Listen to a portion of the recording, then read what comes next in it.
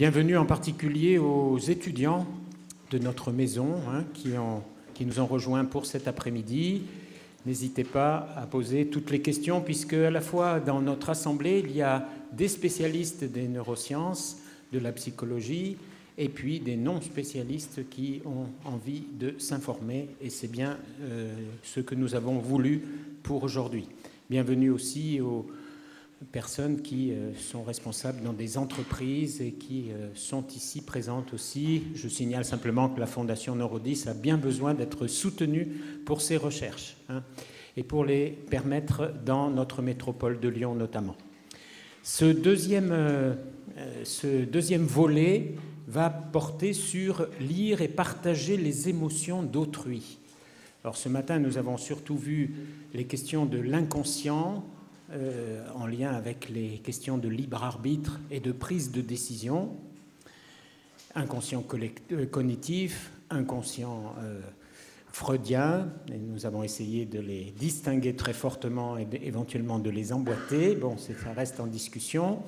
Et cet après-midi, c'est davantage sur la lecture des émotions d'autrui. Alors je pense que beaucoup d'entre nous ont déjà lu des livres du professeur Damasio, et que la question de l'empathie, et on sait que c'est une des questions qui se posent très fortement, et c'est le professeur Philip Jackson qui va nous en parler davantage. Et puis, dans un deuxième temps, nous regarderons cette question qui se pose très fortement aujourd'hui dans les technosciences, et en particulier l'intelligence artificielle et les robots. Est-ce que les robots, et c'est Fabrice Jumel, qui est enseignant-chercheur à CPE Lyon, qui nous en parlera, est-ce que les robots peuvent lire des émotions? Je me souviens du film Ex Machina où on voit que c'est possible, mais dans le film, les partager, les éprouver même, est-ce que c'est possible? Auquel cas, ça pose évidemment d'énormes questions qui pourront être reprises lors de notre table ronde. Voilà, les exposés sont de 30 minutes, et puis merci de bien respecter ces 30 minutes, et puis ensuite nous aurons une table ronde avec d'autres responsables qui nous rejoindront, et en particulier des spécialistes de l'éthique de ces technosciences. On se souhaite une bonne après-midi, et je laisse la parole au professeur Philip Jackson, qui est dans le domaine de la psychologie. Alors merci professeur Magnan, merci professeur Mauguerre pour l'organisation de cette journée. Ça me fait plaisir d'être ici aujourd'hui pour parler de certains de nos travaux, faire un historique un peu des travaux sur l'empathie et aussi venir vous présenter quelques études nouvelles ou des directions futures du laboratoire qui va faire un très bon pont avec la prochaine conférence par la suite. Alors, des travaux qui ont commencé dans le laboratoire, en fait, quand j'étais dans le laboratoire de Jean Dessetti, vous avez vu certaines de ces images-là ce matin pour celles et ceux qui étaient parmi nous. On s'est amusé à prendre des photos comme ça dans la cour de Jean Dessetti pour essayer de solliciter des situations qui évoquaient de la douleur. Donc, des situations de membres du corps, mais dans des situations de tous les jours. C'est certain que c'était une première façon d'étudier le partage de la douleur avec les autres, mais c'était une façon peut-être très simple d'étudier certains des aspects ou certaines des composantes de l'empathie. Aujourd'hui, vers où on veut aller, c'est des études qui regardent de façon beaucoup plus globale l'empathie dans un contexte particulier avec des interactions entre des personnes. Donc, l'expérience de douleur de quelqu'un d'autre, de quelle façon elle est partagée entre la personne qui vit la douleur et la mère qui tient cet enfant, le médecin qui injecte le vaccin à l'enfant, ou encore le père qui prend la photo à ce moment-là. Donc, ces gens-là partagent l'expérience de douleur de l'enfant, mais à différentes façons. Donc, au plan cérébral, on aimerait se questionner, est-ce que l'expérience ou le partage, jusqu'où il va et comment il se représente au plan de l'activité cérébrale. On va utiliser des stimuli plus complexes, donc des patients qui expriment vraiment de la douleur dans des contextes thérapeutiques, et encore nos fameux clips avec des situations potentiellement douloureuses de la vie de tous les jours, mais avec un élément, je vois par la réaction de la foule que l'élément dynamique ici a ajouté aussi à l'expérience que les gens vivent. Avant de parler d'empathie, je fais toujours un petit rappel sur la douleur. On a parlé de la douleur, et la douleur, c'est j'ai commencé à étudier l'empathie en prenant la douleur comme modèle. En fait, je n'étais pas du tout un spécialiste de la douleur. Et la douleur était intéressante parce que c'est une expérience qui est complexe, qui a plusieurs dimensions. Donc, la dimension nociceptive, évidemment, le signal, l'influx nerveux qui a un message précis, nociceptif, donc des capteurs précis en périphérie.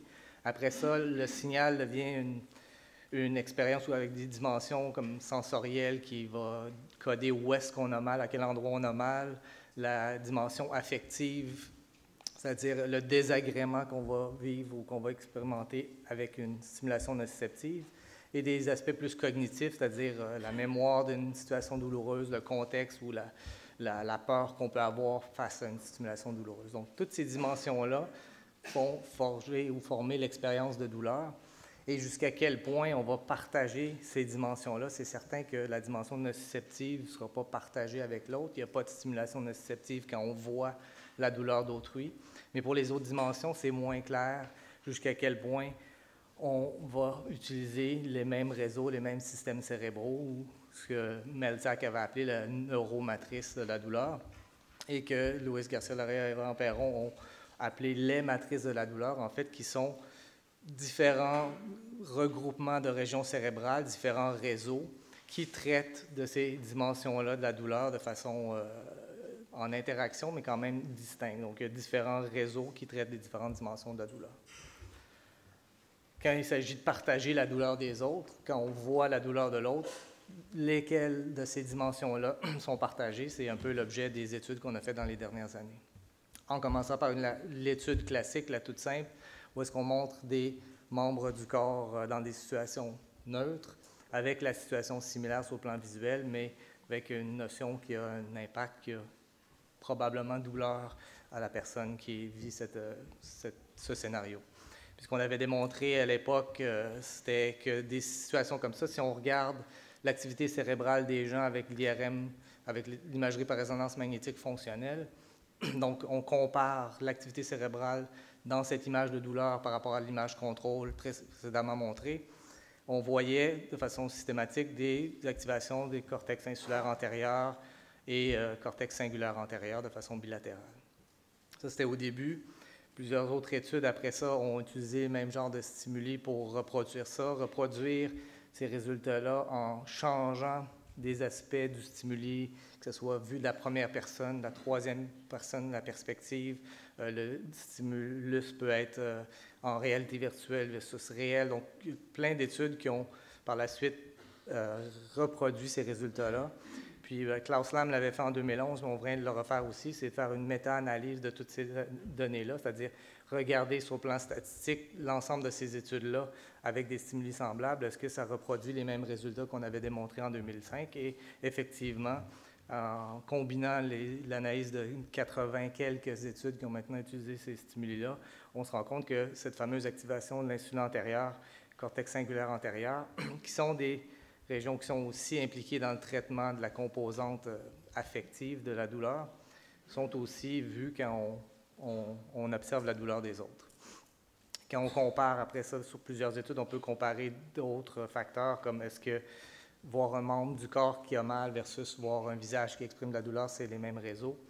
Bien, il y a des réseaux communs, mais ce n'est pas tous les mêmes réseaux, notamment quand on voit un membre du corps en douleur, il y a une représentation sensorimotrice qui est beaucoup plus présente que quand on voit l'expression faciale de quelqu'un qui est en douleur, qui est une expérience aussi qui est, dans le cas d'une expression faciale, qui est décontextualisée. On voit un visage de douleur parce qu'il y a des traits quand même très spécifiques au visage de douleur. On peut reproduire un visage de douleur en donnant à quelqu'un l'instruction de contracter tel ou tel muscle du visage. Donc, il y a 4 ou 5 groupements musculaires que si on met ensemble, va produire un visage de douleur.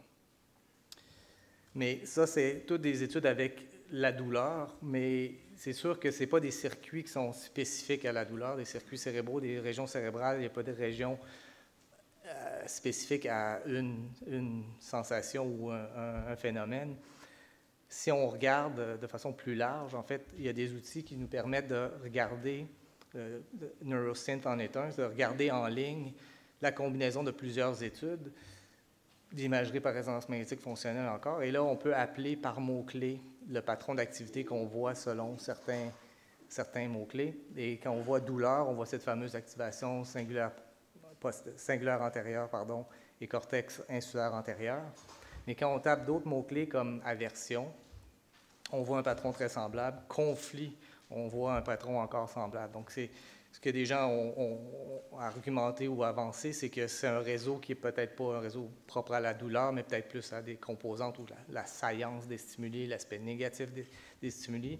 Ce qui fait qu'on peut appeler ça peut-être des réseaux impliqués dans la souffrance de façon globale des autres. La réponse cérébrale à la douleur, on l'a utilisée aussi de façon un peu plus précise avec des techniques d'analyse statistique un peu plus poussées, qu'on appelle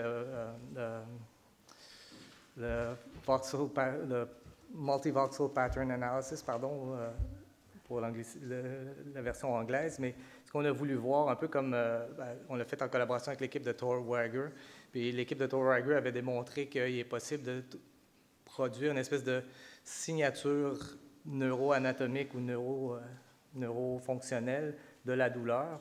Ce qu'on a voulu voir, c'est est-ce que quand on voit la douleur de quelqu'un d'autre, cette signature de la douleur-là est aussi sensible à le fait de voir la douleur de quelqu'un d'autre. Et ce n'était pas le cas. Donc, la signature de douleur physique qui a été trouvée de cette façon-là ne répondait pas à la douleur de quelqu'un d'autre. Mais si on veut entraîner un jeu de données pour produire une signature de douleur vicariante, donc la douleur de l'observation. Et ce qu'on voit, c'est ça, c'est que ce que je montre ici à gauche, c'est la signature de la douleur physique ne répond pas du tout pour l'observation de douleur, mais pour la douleur observée, répond de façon paramétrique en fonction du niveau de douleur vu chez autrui. Et les régions qu'on voyait dans cette signature vicariante, on peut dire, c'est pas du tout le cortex singulaire antérieur, insulaire antérieur, mais c'est plutôt les régions comme le cortex médial préfrontal, des régions qui, on va le voir tout à l'heure, sont impliquées dans des processus de plus haut niveau, par exemple, de processus de théorie de l'esprit ou mentalisation. Donc, ce qui serait associé plus à l'observation de douleur, ce serait finalement une combinaison de ces réseaux-là. Et la combinaison de ces réseaux-là, comme on va voir, si on regarde on regarde plus attentivement des études qui ont testé des visages de douleur plutôt que des membres du corps, bien, quand on fait des analyses ou plutôt des études qui regardent le visage de quelqu'un en douleur par rapport à le visage de quelqu'un neutre, ce qu'on voit, c'est oui, il y a des activités du cortex singulaire antérieur, d'insula antérieur, mais il y a aussi d'autres régions comme le précuneus, le cortex singulaire postérieur et le cortex préfrontal médian. Ces régions-là, c'est un patron d'activité qu'on voit typiquement, qu'on associe au réseau par défaut. Donc, le réseau par défaut, c'est un réseau que les gens ont trouvé initialement en prenant toutes les études d'imagerie cérébrale et prenant toutes les conditions neutres où est-ce que les gens ne faisaient rien. Puis ils se sont rendus compte que quand les gens ne font rien dans un scanner, il y a un patron d'activité qui émerge qui est propre à cette idée de rien faire dans un scanner. Et rien faire dans un scanner, les gens se sont dit, bien, probablement qu'on ne fait jamais rien. Notre cerveau n'est pas arrêté, il n'est pas à off, si je peux dire. Mais on pense à ce qu'on va faire tout à l'heure, on pense à la discussion qu'on a eue avec l'expérimentateur. Donc, on est tout en processus d'inférence, qui n'est pas des processus liés à une tâche spécifique. Donc, c'est plus des processus associés à ce qu'on appelle aussi dans d'autres domaines la mentalisation, la théorie de l'esprit, comme je disais tantôt.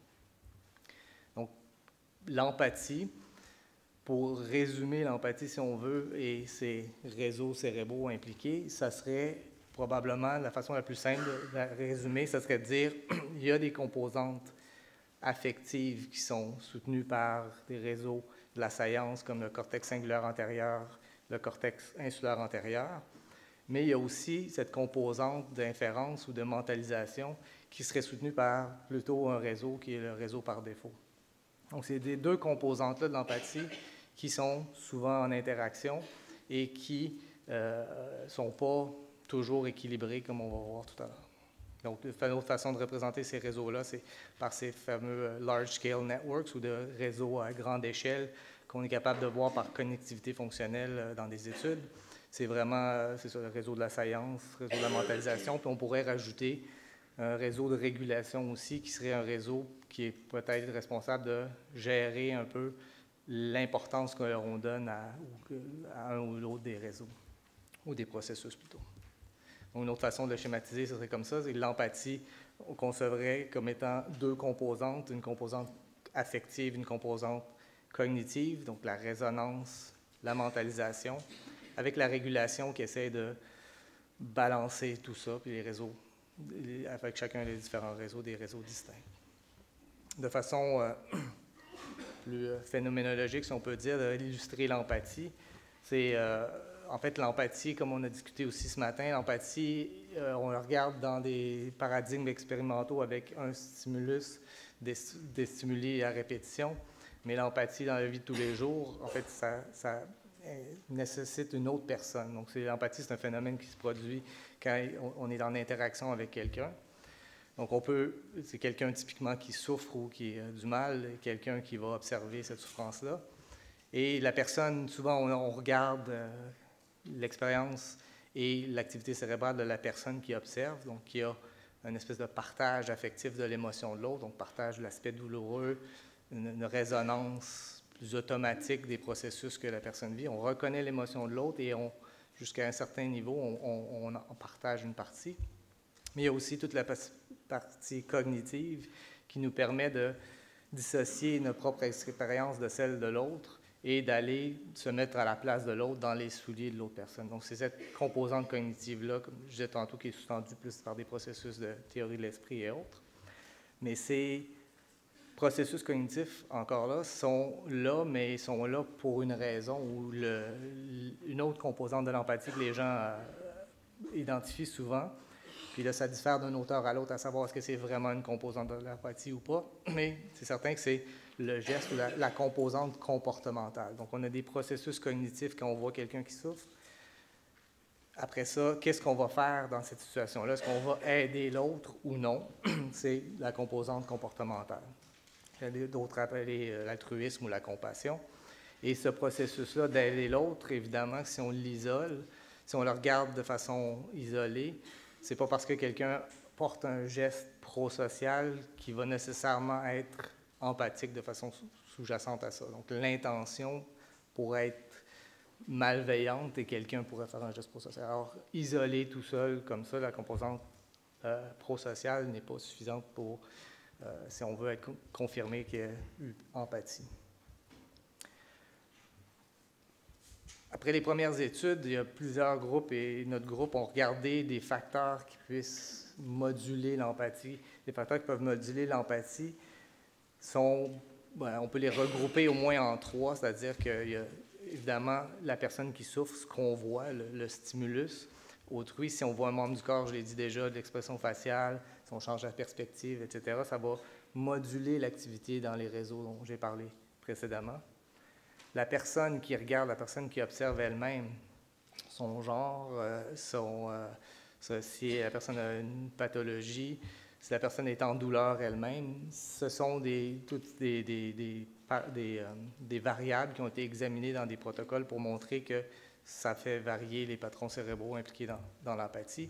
Et de façon peut-être plus intéressante encore, c'est l'interaction entre la personne qui souffre et l'observateur, c'est-à-dire le lien qu'ils ont, soit un lien parental, un lien professionnel ou pas de lien, s'ils sont du même groupe ethnique, même fans de même équipe sportive. Ce sont toutes des études qui ont été faites pour voir que ça va changer le degré de sollicitation des réseaux impliqués dans l'empathie. Une chose qui avait peut-être moins été regardée, puis c'est ce sur quoi notre laboratoire planché dans les dernières années, c'est voir dans un contexte précis, est-ce que l'empathie est modulée par l'expérience de voir de la douleur souvent. Puis le contexte où est-ce qu'on voit de l'expérience beaucoup, c'est un contexte professionnel de la santé, par exemple, où est-ce qu'on est face à des gens qui souffrent, même des fois on est l'acteur qui provoque la souffrance ou la douleur de l'autre pour des raisons médicales.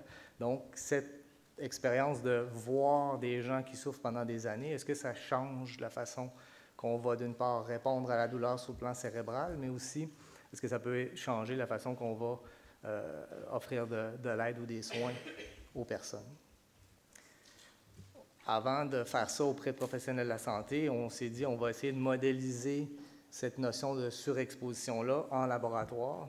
Puis une façon de le faire, un collègue à moi, Ken Perkachin, Colombie-Britannique, avait exploité pendant des années, c'est le phénomène de surexposition. Donc, où est-ce qu'on va montrer d'un clip vidéo une image de patient qui souffre, qui exprime la douleur à répétition. Donc, on montre 10 vidéos. Puis là, on montre un clip test plus court d'un autre patient. Puis on demande soit est-ce qu'il souffre de douleur, oui ou non, ou est-ce que vous voyez de la douleur, oui ou non. Ou dans d'autres circonstances, dans d'autres expériences, on a demandé quel niveau de douleur vous pensez que ce nouveau patient-là démontre. Et ce qu'on a montré, c'est que le fait d'être exposé à la douleur de façon répétitive, comme ça, va faire en sorte qu'on va créer un biais conservateur pour la suite. Donc, le biais conservateur va faire en sorte qu'on va avoir moins de probabilité d'attribuer de la douleur à ce nouveau patient-là quand on va avoir vu une série d'images de douleur. Et même si on demande le niveau de douleur sur une échelle visuelle analogue de 0 à 10 ou 0 à 100, les gens vont attribuer moins de douleur par la suite aux patients qu'on voit au clip test, si on peut dire, par rapport au fait qu'ils ont été exposés. Si on a un deuxième groupe qui n'est pas exposé ou qui voit des situations plus neutres, ben c'est par le contraste entre des gens qui sont exposés et des gens qui ne sont pas exposés qu'on a été capable de démontrer ça. Donc, l'exposition à plusieurs visages de douleur va changer la façon qu'on évalue la douleur. Et on voulait voir est-ce que ça change la réponse cérébrale aussi. Puis, on l'a fait de deux façons. Donc, deux membres de mon équipe, Mathieu Grégoire et Michel Pierre-Coll, l'ont fait avec l'IRM fonctionnel et le G pour montrer que quand on voit de la douleur à répétition, si on regarde l'activité cérébrale à ce patient test-là qui est vu après, là, cette fois-ci, ce que je montre, c'est le contraste de l'activité cérébrale, mais pour les contrôles versus les patients. Les contrôles dans ces études-là, c'est des gens qui ne sont pas exposés de façon répétée à la douleur. Donc, ce qu'on voit, c'est qu'il y a plus d'activité insulaire chez les gens qui n'ont pas été préalablement exposés à la douleur par rapport à ceux qui ont été exposés. Et le même phénomène avec des potentiels évoqués, dans ce cas-ci, le late positive potential, qu'on a montré que lors du clip exposé, ceux qui avaient vu de la douleur précédemment vont moins, la réponse de LPP va être moins différente entre douleur et pas douleur que le groupe contrôle. Donc, le groupe contrôle qui n'a pas vu de douleur va avoir une réponse très différente entre voir de la douleur et voir une situation neutre. Mais le groupe qui est exposé, cette différence-là va être atténuée. Donc, ça, c'est en laboratoire. C'est une session expérimentale, 30 à 60 minutes. C'est certain qu'on est très loin d'un modèle en situation réelle chez des professionnels de la santé. Donc là, on fait un grand saut, mais on aborde le problème de l'autre côté. Ce qu'on a fait, c'est qu'on a dit on va recruter des professionnels de la santé, avec Margot Latimer, qui était une infirmière de formation et professeure en sciences infirmières. Dans le laboratoire, on a recruté donc des infirmières en soins néonataux et elle a élaboré des vidéos de situations dans le milieu hospitalier de bébés néonataux qui reçoivent des ponctions ou des manipulations qui font mal, qui sont nécessaires sur le plan médical, mais qui nous permettent d'avoir des stimuli, si on veut, réels de douleur de ces bébés-là, par rapport à des situations de contrôle où est-ce qu'on change un bracelet ou on fait des manipulations, mais qui ne provoquent pas autant de douleur ou de gestes de douleur du patient. Puis la question était, cette fois-ci, est-ce que les professionnels de la santé, quand ils voient des vidéos comme ça, voient une vidéo de douleur par rapport aux vidéos de contrôle, est-ce qu'ils vont répondre différemment sur le plan cérébral de d'autres gens? Cette fois-ci, on a recruté des gens dans le milieu hospitalier, mais qui n'étaient pas en contact avec le patient. Donc, il y avait moins ce biais-là de ne pas vouloir être à l'hôpital. C'est des gens qui travaillent en milieu hospitalier, mais qui n'étaient pas dans les soins réguliers ou ne provoquaient pas la douleur des patients. Puis, ce qu'on a montré avec l'imagerie par résonance magnétique fonctionnelle, encore une fois, c'est que le groupe contrôle versus les infirmières montrait encore plus d'activité dans l'insuline antérieure de façon relative. Donc, il y avait plus d'activité chez le groupe contrôle quand ils voyaient les clips de bébés en douleur que quand les infirmières voyaient les clips de bébés en douleur. Ce que ça pourrait suggérer, mais on ne peut pas dire ça, c'est que les infirmières ont une baisse d'activité dans l'insuline antérieure, donc ce n'est pas un devis longitudinal. On n'a pas regardé les infirmières avant et après 20 ans d'expérience en sciences infirmières. Et ce qu'on est capable de faire, c'est de corréler les années d'expérience des gens dans le milieu professionnel.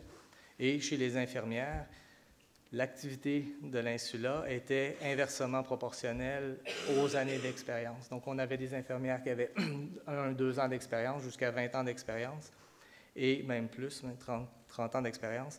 Et l'activité de l'insula antérieure semblait donc être inversement proportionnelle aux années d'expérience, comme quoi il y a possiblement une baisse d'activité dans cette région-là.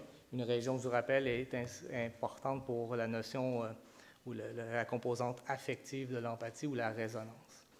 Ce qui a du sens aussi, si on pense à un professionnel de la santé qui voit la douleur une première fois, si après 20 ans, 30 ans d'expérience, réagit de la même façon que des gens qui ne voient pas cette douleur-là de façon constante, c'est certainement pas adaptatif ou ce serait peut-être invivable. Donc, il y a une forme d'habituation qui se produit ou une désensibilisation chez les professionnels de la santé. Là, la question, c'était est-ce que cette désensibilisation-là est aussi associée à un changement de comportement, changement d'évaluation de la douleur? Pour ce groupe particulier, on n'a pas trouvé de lien du tout. En fait, même les infirmières sont meilleures que le groupe contrôle pour détecter la douleur et pour l'évaluer. On s'entend que c'est des situations quand même assez particulières de bébés qui expriment la douleur. Quelqu'un qui n'a jamais vu, je ne sais pas nécessairement où regarder ou quoi regarder. Il y a l'expression faciale, mais il y a les gestes aussi du corps. Donc, les infirmières sont mieux entraînées. Donc, si on a une dissociation entre le fait de quand même bien faire son travail, d'évaluer la douleur correctement, mais il y a une diminution de certaines régions du cerveau, certains circuits. Dans les travaux futurs, ce qu'on va regarder chez les professionnels de la santé, c'est est-ce que ce changement d'activité dans des régions comme l'insula antérieure pourrait être associé à, en fait, des gens qui ne montreraient pas cette habituation-là ou cette désensibilisation-là. Est-ce que c'est des professionnels qui pourraient être plus enclins à subir du surmenage professionnel, par exemple, ou ce qu'on appelle des fois une espèce de fatigue compassionnelle des professionnels de la santé. Donc, ce serait peut-être des mécanismes qu'on pourrait aller voir qui expliqueraient certains de ces processus ou ces problèmes, finalement, associés au fait d'être professionnel de la santé pendant longtemps. Je vais passer celle-ci pour question de temps. Maintenant qu'on est rendu à comprendre un peu mieux les circuits ou les systèmes importants pour l'empathie, ce qu'on voudrait faire peut-être de façon futuriste, certains diront, mais quand même, si on est rendu là, c'est est-ce qu'on peut moduler l'empathie des gens? On peut moduler pourquoi, en fait, on modulerait l'empathie des gens. Et c'est clair qu'il y a certaines populations qui ont des troubles d'empathie, des populations cliniques, qui certainement bénéficieraient d'interventions de toutes sortes pour améliorer l'empathie. Mais il y a peut-être des gens aussi, comme j'évoquais juste avant, qui ont, là j'ai écrit trop d'empathie, mais c'est peut-être pas trop, mais plutôt une empathie que je dirais non adaptative, mal adaptative, une empathie qui serait peut-être trop versée sur la composante affective, donc des gens qui subiraient ce qu'on appelle plus de la contagion émotionnelle, alors que d'autres qui seraient peut-être plus versés vers la composante cognitive, là, qui pourrait lier ou mener à plus du détachement ou avoir la froideur face aux gens. Donc, ce que j'appelle trop d'empathie, finalement, c'est peut-être un déséquilibre de l'empathie. Ce qu'on voudrait, c'est trouver des moyens d'optimiser l'empathie en rééquilibrant ces composantes. Il y a 2 pistes qu'on explore, au moins dans le laboratoire. Pardon. La stimulation transcrânienne non invasive et l'utilisation d'interactions humains-agents virtuels. La stimulation transcrânienne non invasive, ici, je vais parler de la TDCS ou la stimulation transcrânienne à courant continu. Ça, c'est une technique très simple, mais il y a des appareils maintenant plus compliqués qui ont plusieurs électrodes qui permettent de faire des stimulations plus précises.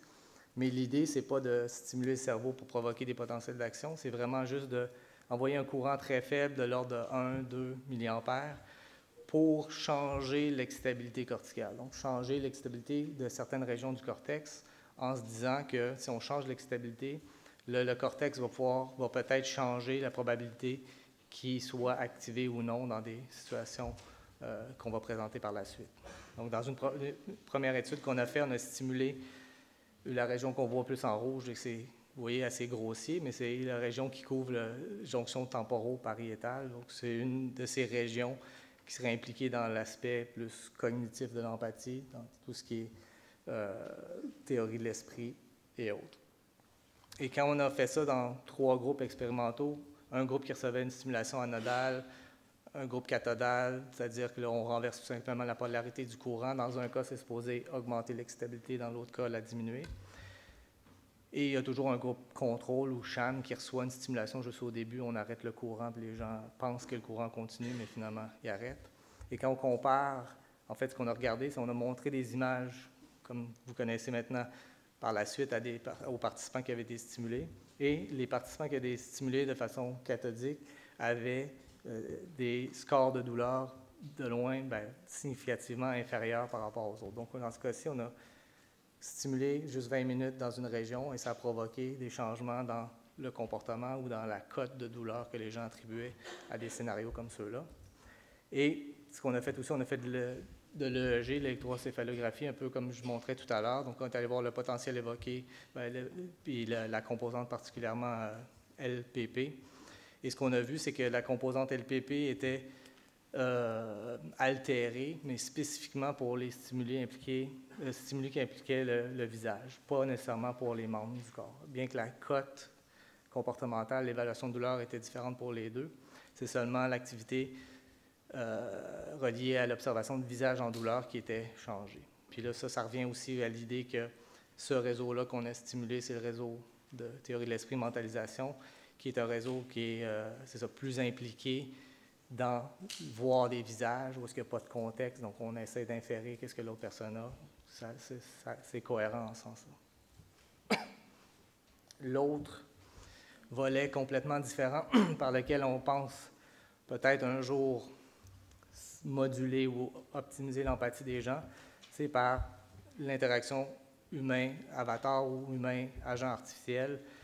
On développe dans le laboratoire une plateforme qui se veut en fait une combinaison d'agents virtuels d'avatars qui sont branchés à des mesures physiologiques d'une personne qui observe ces avatars-là. Donc l'idée, c'est vraiment de mettre les gens en interaction avec un agent virtuel et l'agent virtuel est capable de réagir en fonction des réponses physiologiques de la personne, que ce soit le rythme cardiaque, la conductance de la peau, le regard, la personne, le mouvement corporel et autres. C'est vraiment l'idée de monter, c'est ça, un système interactif comme ça, de réalité virtuelle. Et la façon qu'on a construit les avatars comme tels, c'est qu'on est parti sur le concept de Ekman, donc les unités d'action, qui avait montré qu'il y a des groupes musculaires que si on combine, on peut provoquer, ou bien on peut montrer une image de quelqu'un de triste, de quelqu'un de joyeux et de quelqu'un en douleur. Donc on a le contrôle parfait de ces unités d'action-là qu'on a transposées en éléments graphiques. Et on est capable donc d'étudier maintenant des expressions faciales, mais contrôlées dans le temps, contrôlées en termes de quelle unité d'action est impliquée, et possiblement même combiner des unités d'action différentes ou faire des grimaces, on peut dire, qu'on ne voit pas de façon naturelle. Donc, on peut étudier de toutes sortes de façons l'expression faciale. Et quand on le met, l'avatar, c'est ça, en interaction avec des réponses physiologiques. Ici, je montre un exemple avec l'oculométrie. Donc, ce que l'appareil fait, c'est qu'il mesure le regard de la personne qui observe l'avatar. Et on programme l'avatar, dans ce cas-ci, de façon très simple, de suivre le point, c'est-à-dire suivre le regard de la personne. L'avatar a l'air à regarder au même endroit que la personne, ou que se suivre, et ça provoque ce qu'on appelle un peu l'attention conjointe entre un avatar et une personne. Et on peut donc, avec d'autres appareils comme le rythme cardiaque et d'autres mesures physiologiques, programmer l'avatar pour réagir en fonction de certains paramètres qu'on va avoir déterminés.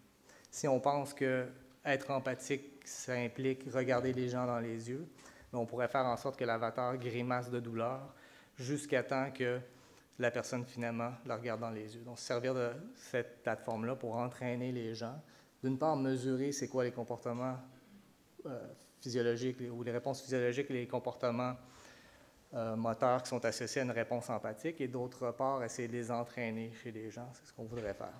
Ce que ça invite aussi par la suite, vous allez voir, peut-être ça fait un pont avec la prochaine conférence, c'est que ça fait en sorte aussi qu'on va développer des éléments qui vont être perçus par les gens comme étant une réponse empathique de l'avatar. Donc l'avatar, si on sent qu'il est empathique parce qu'il est capable de décoder notre état physiologique, bien, on approche de façon de mettre finalement une intelligence émotionnelle, si je peux dire, dans les systèmes qui va au-delà de l'intelligence artificielle qu'on utilise présentement, mais ça utiliserait l'intelligence artificielle, mais ça serait sur le côté, disons, affectif de l'individu, de l'observateur.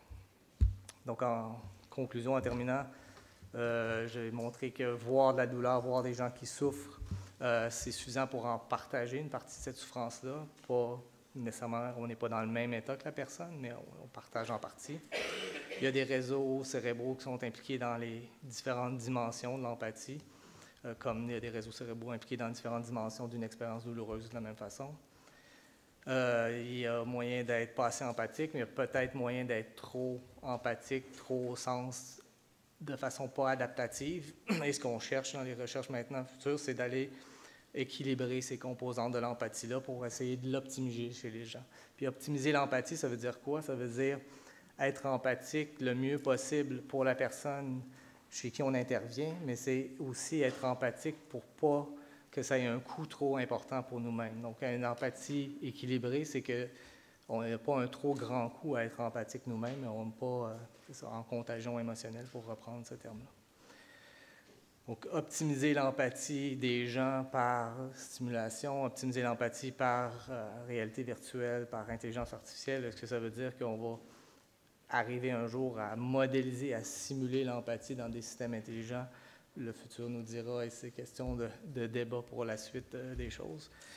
Et en terminant, je voulais remercier mon équipe qui travaille fort avec moi pour produire des données d'expérience et des organismes qui croient en ce qu'on fait et qui financent le laboratoire. Merci beaucoup.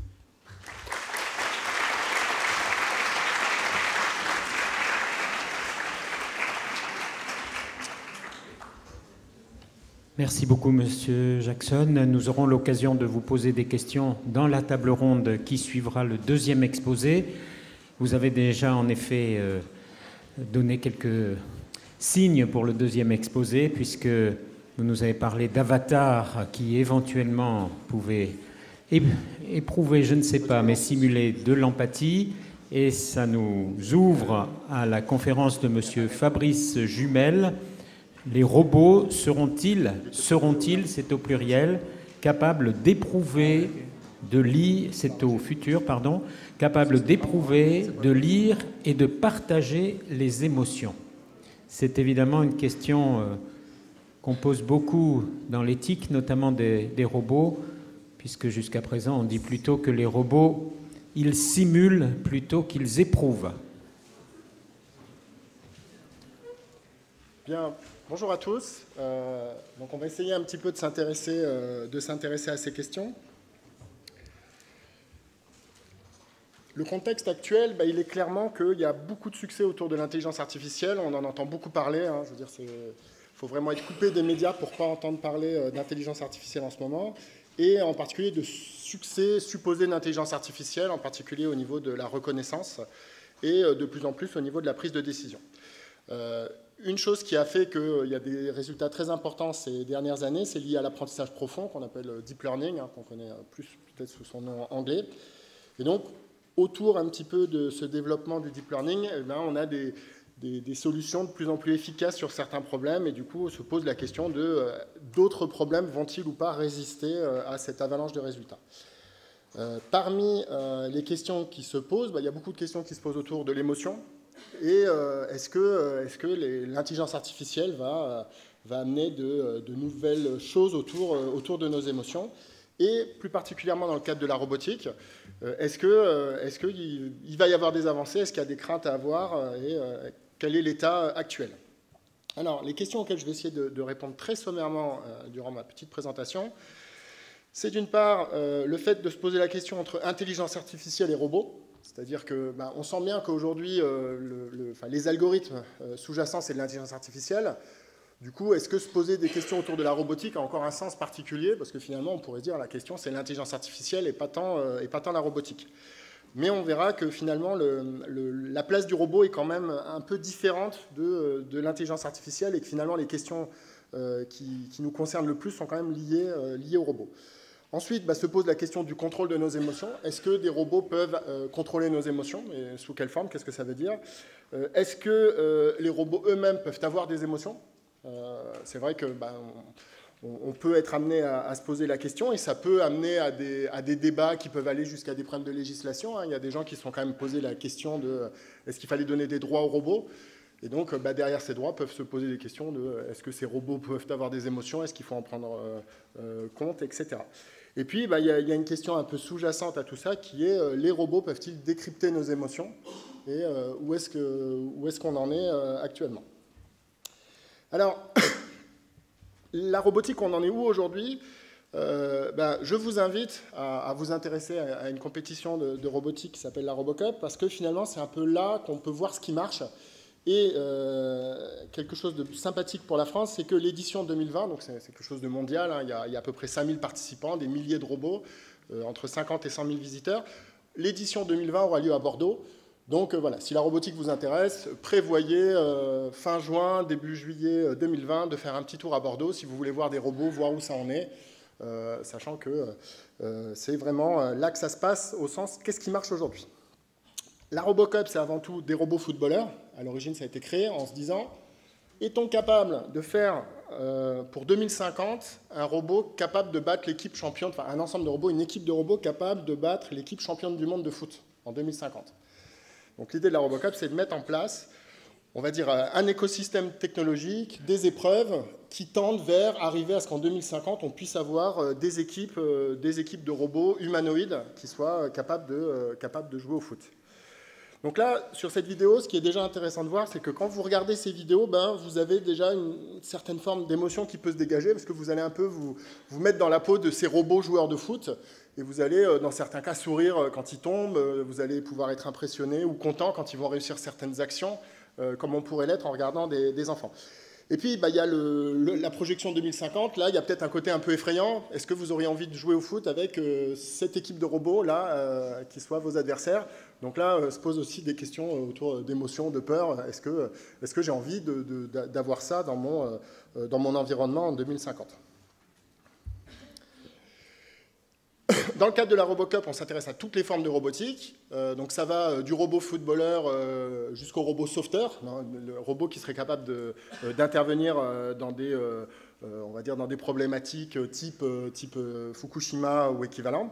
Et puis on s'intéresse à la robotique sociale, et donc il y a une compétition qui s'appelle la Robocup at Home, dans laquelle l'idée c'est de mettre en place des robots d'aide entre guillemets à la personne, mais dans un cadre social.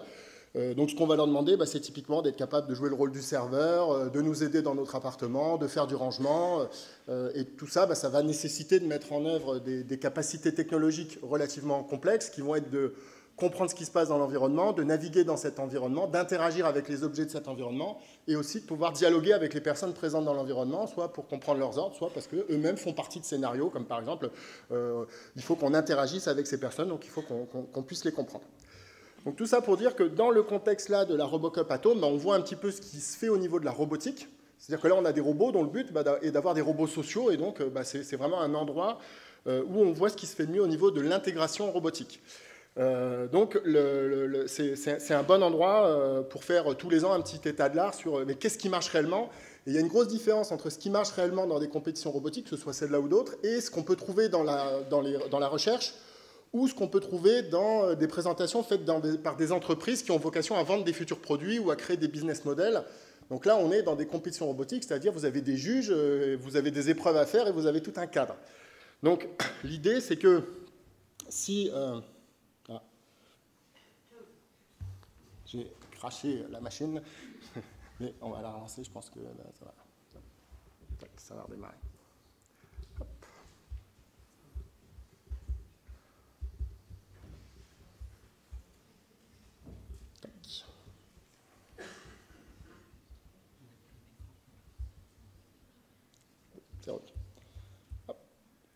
Je vais passer là. Donc, dans le cadre de cette compétition, à Lyon, on a une équipe qui est portée par CPE Lyon, l'INSA de Lyon et le laboratoire Lyris et le laboratoire CityLab, dans lequel on participe à ces compétitions. Alors maintenant, ce qui va m'intéresser plus aujourd'hui, c'est la partie émotion, sachant que l'objectif de ce que je vous ai montré juste avant, c'est de vous dire il se passe des choses au niveau intégration, et du coup, c'est là quand même qu'on voit ce qui marche réellement. Maintenant, si on s'intéresse aux émotions, ben, on a parlé de la douleur précédemment, on a parlé de l'empathie. De manière plus générale, ben, il existe un certain nombre de définitions autour des émotions. D'une part, des émotions primaires, la joie, la tristesse, la peur, etc.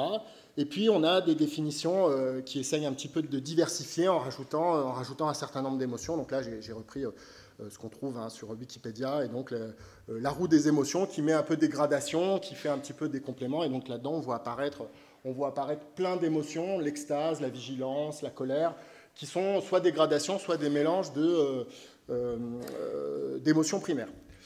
Toutes ces émotions nous parlent, et par rapport à ce qui a été dit précédemment, en particulier sur les avatars, on a envie d'être capable de reproduire ces émotions quand on le souhaite, parce que soit là dans un but thérapeutique, soit dans un but d'amusement, soit dans un but de faciliter le dialogue social ou l'interaction sociale avec un robot, ça semble pertinent, d'une part d'être capable de capter ces émotions, et d'autre part, si possible, d'être capable aussi de les retransmettre dans l'idée de partager dans un espace social des émotions.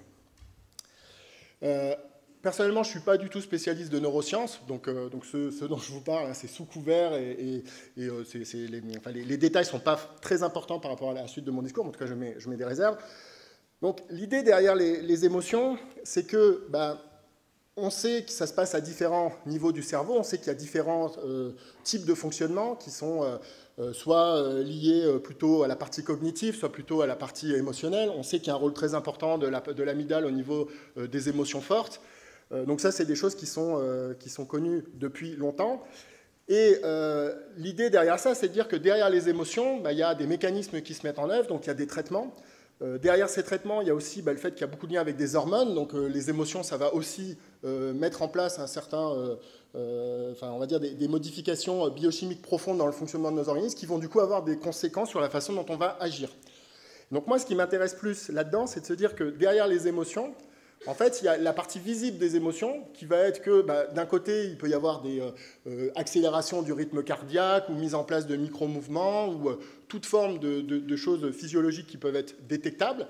Et puis, il y a aussi derrière, au niveau des actions qu'on va faire, le fait que notre état émotionnel va avoir des conséquences sur la façon dont on va agir. Et donc, cette façon aussi dont on va agir, c'est quelque chose qu'on va percevoir chez l'autre, et c'est aussi quelque chose qui a des conséquences, qui est que peut-être qu'on a envie qu'en cas d'incendie dans une pièce, une solution robotique soit dans la même situation qu'un individu humain, c'est-à-dire qu'elle va percevoir qu'il y a un fort danger et que du coup elle va se mettre en situation que l'urgence c'est de quitter la pièce et pas par exemple de continuer à jouer une partie d'échecs si c'était ce qu'elle était en train de faire. Derrière ces mécanismes-là, on sent bien que chez l'être humain, il y a quelque chose qui est assez compliqué, qui touche tous les organes avec des circuits différents, que ça peut être électrique, chimique, autre. Et du coup, on peut se poser la question derrière de qu'est-ce que ça veut dire d'imiter ça ou de faire émerger ce type de comportement sur des solutions robotiques.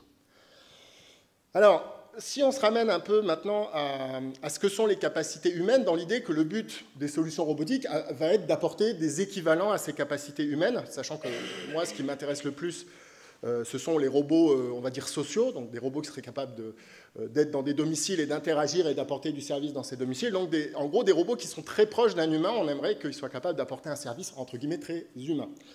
Donc, on a des capacités logiques et décisionnelles, on a des capacités sensorielles, on a des capacités sociales, donc les capacités sociales sont forcément très en lien avec nos capacités d'empathie et de faire le lien avec les émotions des autres, et puis on a des capacités d'apprentissage et d'adaptabilité.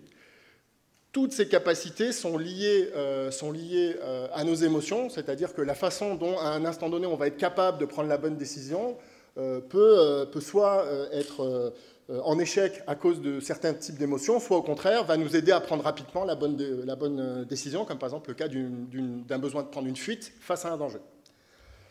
Alors, maintenant, je vais reprendre un petit peu les questions sur lesquelles je voulais donner quelques informations. D'une part, le côté, y a-t-il une différence entre intelligence artificielle et robotique sur la question? En fait, forcément, ce qui va tourner derrière on va dire les têtes des robots sont des algorithmes, et une grosse partie de ces algorithmes vont être basés sur des techniques d'intelligence artificielle. Donc, il y a déjà un lien d'inclusion qui est relativement évident. Mais en fait, ce qui est plus précis, c'est le fait qu'on a d'un côté des IA qui vont être distantes, c'est-à-dire que vous allez utiliser un téléphone portable et derrière, vous avez une certaine intelligence qui se trouve ailleurs. Et puis, vous avez votre robot en fait, qui incarne une certaine intelligence soit réellement, c'est-à-dire que ce robot est coupé de l'extérieur et donc finalement son intelligence est réellement à l'intérieur du robot, soit en fait c'est l'impression que vous allez avoir parce que ce robot vous donne, pour des raisons on va dire anthropomorphiques, l'impression que le siège de son intelligence est à l'intérieur du robot. Donc ça va créer des comportements un petit peu différents des gens en face, c'est-à-dire qu'on va avoir des phénomènes d'empathie, c'est-à-dire qu'on va projeter une empathie sur ce robot parce qu'il est là en face de nous. Ce qui est un peu plus dur de projeter une empathie sur un serveur distant, même si on peut projeter une empathie sur son téléphone, c'est plus compliqué de faire la distinction quand on lance une application, d'avoir une empathie pour une application particulière de son téléphone ou un serveur qui sera en lien avec son téléphone. Par contre, quand on a une solution robotique, c'est un objet de notre quotidien et on va très facilement lui ouvrir la porte de nos sentiments. Ensuite, dans le cas des robots qui m'intéressent, on veut donner une fonction sociale à ces robots, donc forcément on est prêt à échanger, on est prêt à être ouvert vis-à-vis de ce robot. Et donc du coup, par définition, on va avoir des comportements avec ce robot qui sont différents. Et puis on a envie d'interagir. Donc cette volonté d'interagir va nous pousser à nous adapter au robot, à trouver un moyen, si on a envie de lui partager nos émotions, de le faire. Et donc du coup, il va se créer une espèce de complicité avec cette solution robotique dans la mesure où on la veut, dans la mesure où on a envie de créer cette interaction. Ensuite, il y a une autre particularité, c'est le fait que le robot il a un corps. Et du coup, on projette encore plus facilement nos préoccupations humaines au travers du corps du robot. C'est-à-dire que, sous une certaine forme, le robot a besoin de se nourrir, il a besoin de se connecter à des réseaux électriques, il a besoin de se soigner en cas de problème, il a besoin de se protéger, c'est-à-dire que le robot il peut avoir des accidents, il peut tomber de l'escalier, etc. Et puis, il peut aussi être dans le jugement, c'est-à-dire que quand on voit des solutions robotiques qui échouent dans des situations, par empathie, on va se dire c'est dur pour eux, les pauvres, etc. etc. Donc, on projette assez facilement toutes ces préoccupations. Et puis, il y a le fait aussi que potentiellement, on imagine une fin de vie de ce robot. En plus, il est là, on sent bien qu'un jour, il ne sera plus là, il sera dans une poubelle ou une déchetterie, etc. Donc, du coup, c'est quand même plus simple pour nous de nous projeter émotionnellement sur ce robot. Donc, clairement, oui, il y a quelque chose d'un peu particulier sur le robot. Ensuite, il y a la question de les robots peuvent-ils contrôler nos émotions? Alors là, pareil, la question est oui, dans le sens que ça veut dire quoi contrôler nos émotions? Ça veut dire que si on éprouve des émotions face à une solution robotique en train d'agir, on est dans une forme de contrôle. Après, on va pinailler sur le sens du mot contrôle, mais en tout cas, ce qui est sûr, c'est que le robot va provoquer des émotions chez nous, sachant qu'il ne nous faut vraiment pas grand-chose pour avoir des émotions. On peut avoir des émotions en lisant des livres, on peut avoir des émotions en regardant des films, on peut avoir des émotions en regardant des paysages, des objets, des animaux, etc. etc. Donc, on est vraiment, on va dire, câblé pour avoir facilement des émotions avec avoir une entité à côté de soi qui agit. Le cas encore plus particulier dans le cadre de ces solutions robotiques, c'est que si on parle d'un robot compagnon qui va se retrouver dans notre domicile, ou équivalent, on va avoir une interaction prolongée avec une entité communicante. On va la laisser rentrer dans notre cercle de proximité, elle va vite faire partie, entre guillemets, de notre cercle familial. Donc forcément, la façon dont on va pouvoir partager des émotions avec cette entité, ça va être relativement important.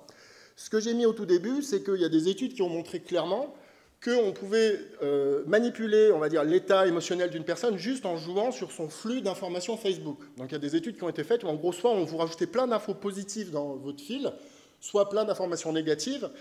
Et en gros, on a montré que ça suffisait globalement à faire que vous soyez plutôt heureux ou plutôt triste.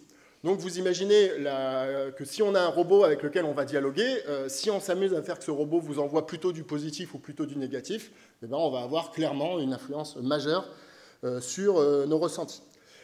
Particularité donc avec le robot, c'est l'aspect conversationnel, c'est-à-dire que la différence avec les films, c'est qu'on va converser avec les robots. Aujourd'hui, dans les jeux vidéo, il y a des jeux vidéo où il y a un peu ça, mais on peut imaginer que ça va aller beaucoup plus loin. Et là, en quittant l'écran, le robot il partage notre vie, donc en plus les conversations, elles portent pas dans l'univers du jeu vidéo, elles portent dans l'univers de notre vie réelle, donc forcément, au niveau émotion, c'est beaucoup plus fort. De par sa présence à l'intérieur de nos environnements, on va lui donner une certaine intimité, et en plus, il va y avoir une personnalisation qui va se faire potentiellement de fait, en tout cas si on la tolère et si on l'admet, qui va faire que le robot va connaître son environnement, les personnes qui vivent, leurs habitudes, et si on a envie de partager nos émotions, nos amis, nos relations avec nos amis, la façon dont ça nous affecte, etc. etc. Donc forcément, on va être face à des solutions qui partagent une intimité très forte avec nous. Autre particularité, et ça c'est quelque chose aussi qui est apparu dans les autres, dans la présentation précédente, c'est qu'il y a aussi toute une communication non verbale qui va pouvoir se mettre en place avec le robot, c'est-à-dire que non seulement le robot va pouvoir nous écouter, etc., mais il va pouvoir aussi partager avec nous nos émotions du moment, et soit de manière visible, soit de manière pas forcément perceptible pour nous, mais qui va être très efficace pour créer une relation forte avec cette solution robotique. Derrière ça, la vraie question, donc c'est pas tant est-ce que les robots peuvent contrôler nos émotions. La réponse est oui. À partir du moment où on donne du temps simplement à un fil Facebook, on donne un accès à un contrôle à nos émotions, donc encore plus avec une solution robotique à domicile. La question, c'est quelles sont les limites acceptables à ça et quelles sont les choses qu'il faut potentiellement interdire, sachant qu'il y a beaucoup d'organismes qui se posent ces questions d'éthique. Donc en France, on a la CNIL, on a le CERNA, et au niveau mondial, il y a l'ONU, en particulier le COMEST, qui gère ces questions-là. Et dans les choses qui apparaissent clairement, il y a le fait de dire qu'il est relativement dangereux de faire que, par exemple, des jeunes enfants puissent être en contact prolongé avec des machines et que finalement elles construisent toute leur vie émotionnelle en contact de robots. Donc ces questions-là sont quand même des questions étudiées et beaucoup de gens se posent les questions d'interdire les robots émotionnels en considérant que ça représente un énorme danger par définition, etc. Forcément, c'est des questions qu'il faut se poser, mais derrière, il faut bien voir que la place du téléphone portable aujourd'hui dans nos vies fait que interdire le robot comparé au téléphone portable, ça veut dire quoi? Et si on permet un agent qui nous aide conversationnel dans le téléphone, comme c'est en train de se développer de plus en plus en ce moment, cet agent, il va déjà avoir une place extrêmement centrale, et ce n'est pas tant le robot en soi qui pose problème. Donc, il faut se poser des questions, il faut faire des études sur des conséquences. Maintenant, la notion même de manipulation, elle est extrêmement ancienne. On est globalement manipulé en permanence, hein, donc que ce soit au niveau des publicités, des politiques, des applications, avec des buts qui vont de travailler sur nos émotions, et dans le but, d'une part, de jouer sur nos croyances, nos prises de décision, ou dans le cas des applications, faire des choses un peu plus simples, qui sont de nous rendre captifs à des applications. Donc on va avoir des gens dont le but est de trouver des mécanismes neurologiques qui vont faire que vous voulez être captif dans une application. Et donc ça, c'est déjà notre quotidien. Donc la question du robot, il pose des problèmes, mais comme disait Bruno Maisonnier, donc créateur de la société Aldébaran qui a créé les robots Pepper, la France pourrait aussi développer des robots qui nous protégeraient de l'extérieur et de nous-mêmes. Hein, ça pose aussi plein de questions sur qu'est-ce que ça pourrait vouloir dire à partir du moment où on devient clairvoyant sur ce qui se passe, en particulier comment on est manipulé par quelque chose d'extérieur, comment le robot, lui, pourrait être là dans un mode « attention, ceci est une publicité, tu es en train d'être manipulé, tu n'as pas besoin de ça, etc. etc. » Donc, oui, le robot en lui-même peut devenir quelque chose de central et utiliser nos émotions pour nous contrôler, mais il peut aussi être un agent qui nous protège d'autres systèmes qui eux-mêmes cherchent à nous contrôler, qui sont déjà en place depuis longtemps. Donc, oui au danger, mais danger quand même déjà fortement présent. Donc là, je vous ai mis quelques petits exemples de robots. Donc le robot Pepper qui est là, le robot Buddy qui devrait arriver en masse chez nous bientôt, donc ça fait quelques années qu'on l'attend. Et puis j'ai pris des choses un peu plus emblématiques. Donc il y a le robot Boston Dynamics qu'on va voir après, dont je vais parler pour dire un petit mot. Et puis ces deux robots-là qui sont un peu complètement opposés. Donc là, vous avez le robot Sophia qui a un peu défrayé la chronique il y a une année. Donc c'est le robot qui a obtenu, on va dire, un passeport en Arabie Saoudite. Et c'est un robot qui a été pas mal utilisé à la télévision pour faire un certain nombre de choses. Donc ce robot, forcément, il véhicule une certaine émotion, même s'il est proche de ce qu'on appelle la vallée de l'étrange, c'est-à-dire que quand on le regarde, souvent on se dit qu'il y a quand même quelque chose qui est un peu déplaisant. Mais par contre, il est bien symptomatique du fait de diffuser de l'émotion et du fait que assez rapidement on se prend au jeu et on peut sentir. Les dernières nouvelles, là je ne le fais pas apparaître, mais vous avez un robot chinois, mais qui est virtuel, hein, qui est un agent, qui en gros présente les news. C'est pas encore parfait, mais ça présage de ce qui pourrait arriver au sens... c'est quand même beaucoup plus facile de faire des agents virtuels que des robots pour transmettre ses émotions. Si le but c'est de les mettre derrière un écran, peut-être pas la peine de faire un robot. Et le robot qui m'intéresse là le plus, en fait, c'est celui que j'ai mis là-haut, c'est le robot démineur. Donc ça a été alors, à la base, c'est un robot téléguidé, donc c'est un robot qui a été fortement utilisé pour le déminage, en particulier en Afghanistan. Ce qui est intéressant sur ce robot, c'est plus le fait que ce robot, à la base, il n'y a pas de raison qu'on s'y attache. C'est un robot téléguidé de déminage. Mais en fait, quand vous mettez des militaires en présence de ce robot pendant une longue durée, en fait, ils créent une relation extrêmement forte avec ce robot, à tel point que la destruction de ce robot leur pose d'énormes problèmes, et ça amène à des gros problèmes de sécurité, qui est que du coup, ils pourraient mettre la vie d'humains en danger pour sauver le robot. Alors qu'on est quand même dans un robot qui, à la base, est fait pour dégager 0 émotion. Donc ça montre bien la limite des choses. Et par exemple, quand ces robots sont détruits au combat, ils leur font une cérémonie et ils les enterrent, tellement ils ont une relation affective forte avec ce robot. Et donc là, vous imaginez, quand même, tout a été fait pour que ce ne soit pas le cas. Et on a déjà une relation qui est extrêmement forte, puis on n'aurait pas envie de se dire que c'est les soldats américains en mission qui vont être super attachés au niveau affectif, etc. Donc vous imaginez là déjà la relation. Donc imaginez avec des solutions robotiques qui sont chez vous depuis votre plus tendre enfance, etc., etc. Le lien affectif, il est extrêmement puissant.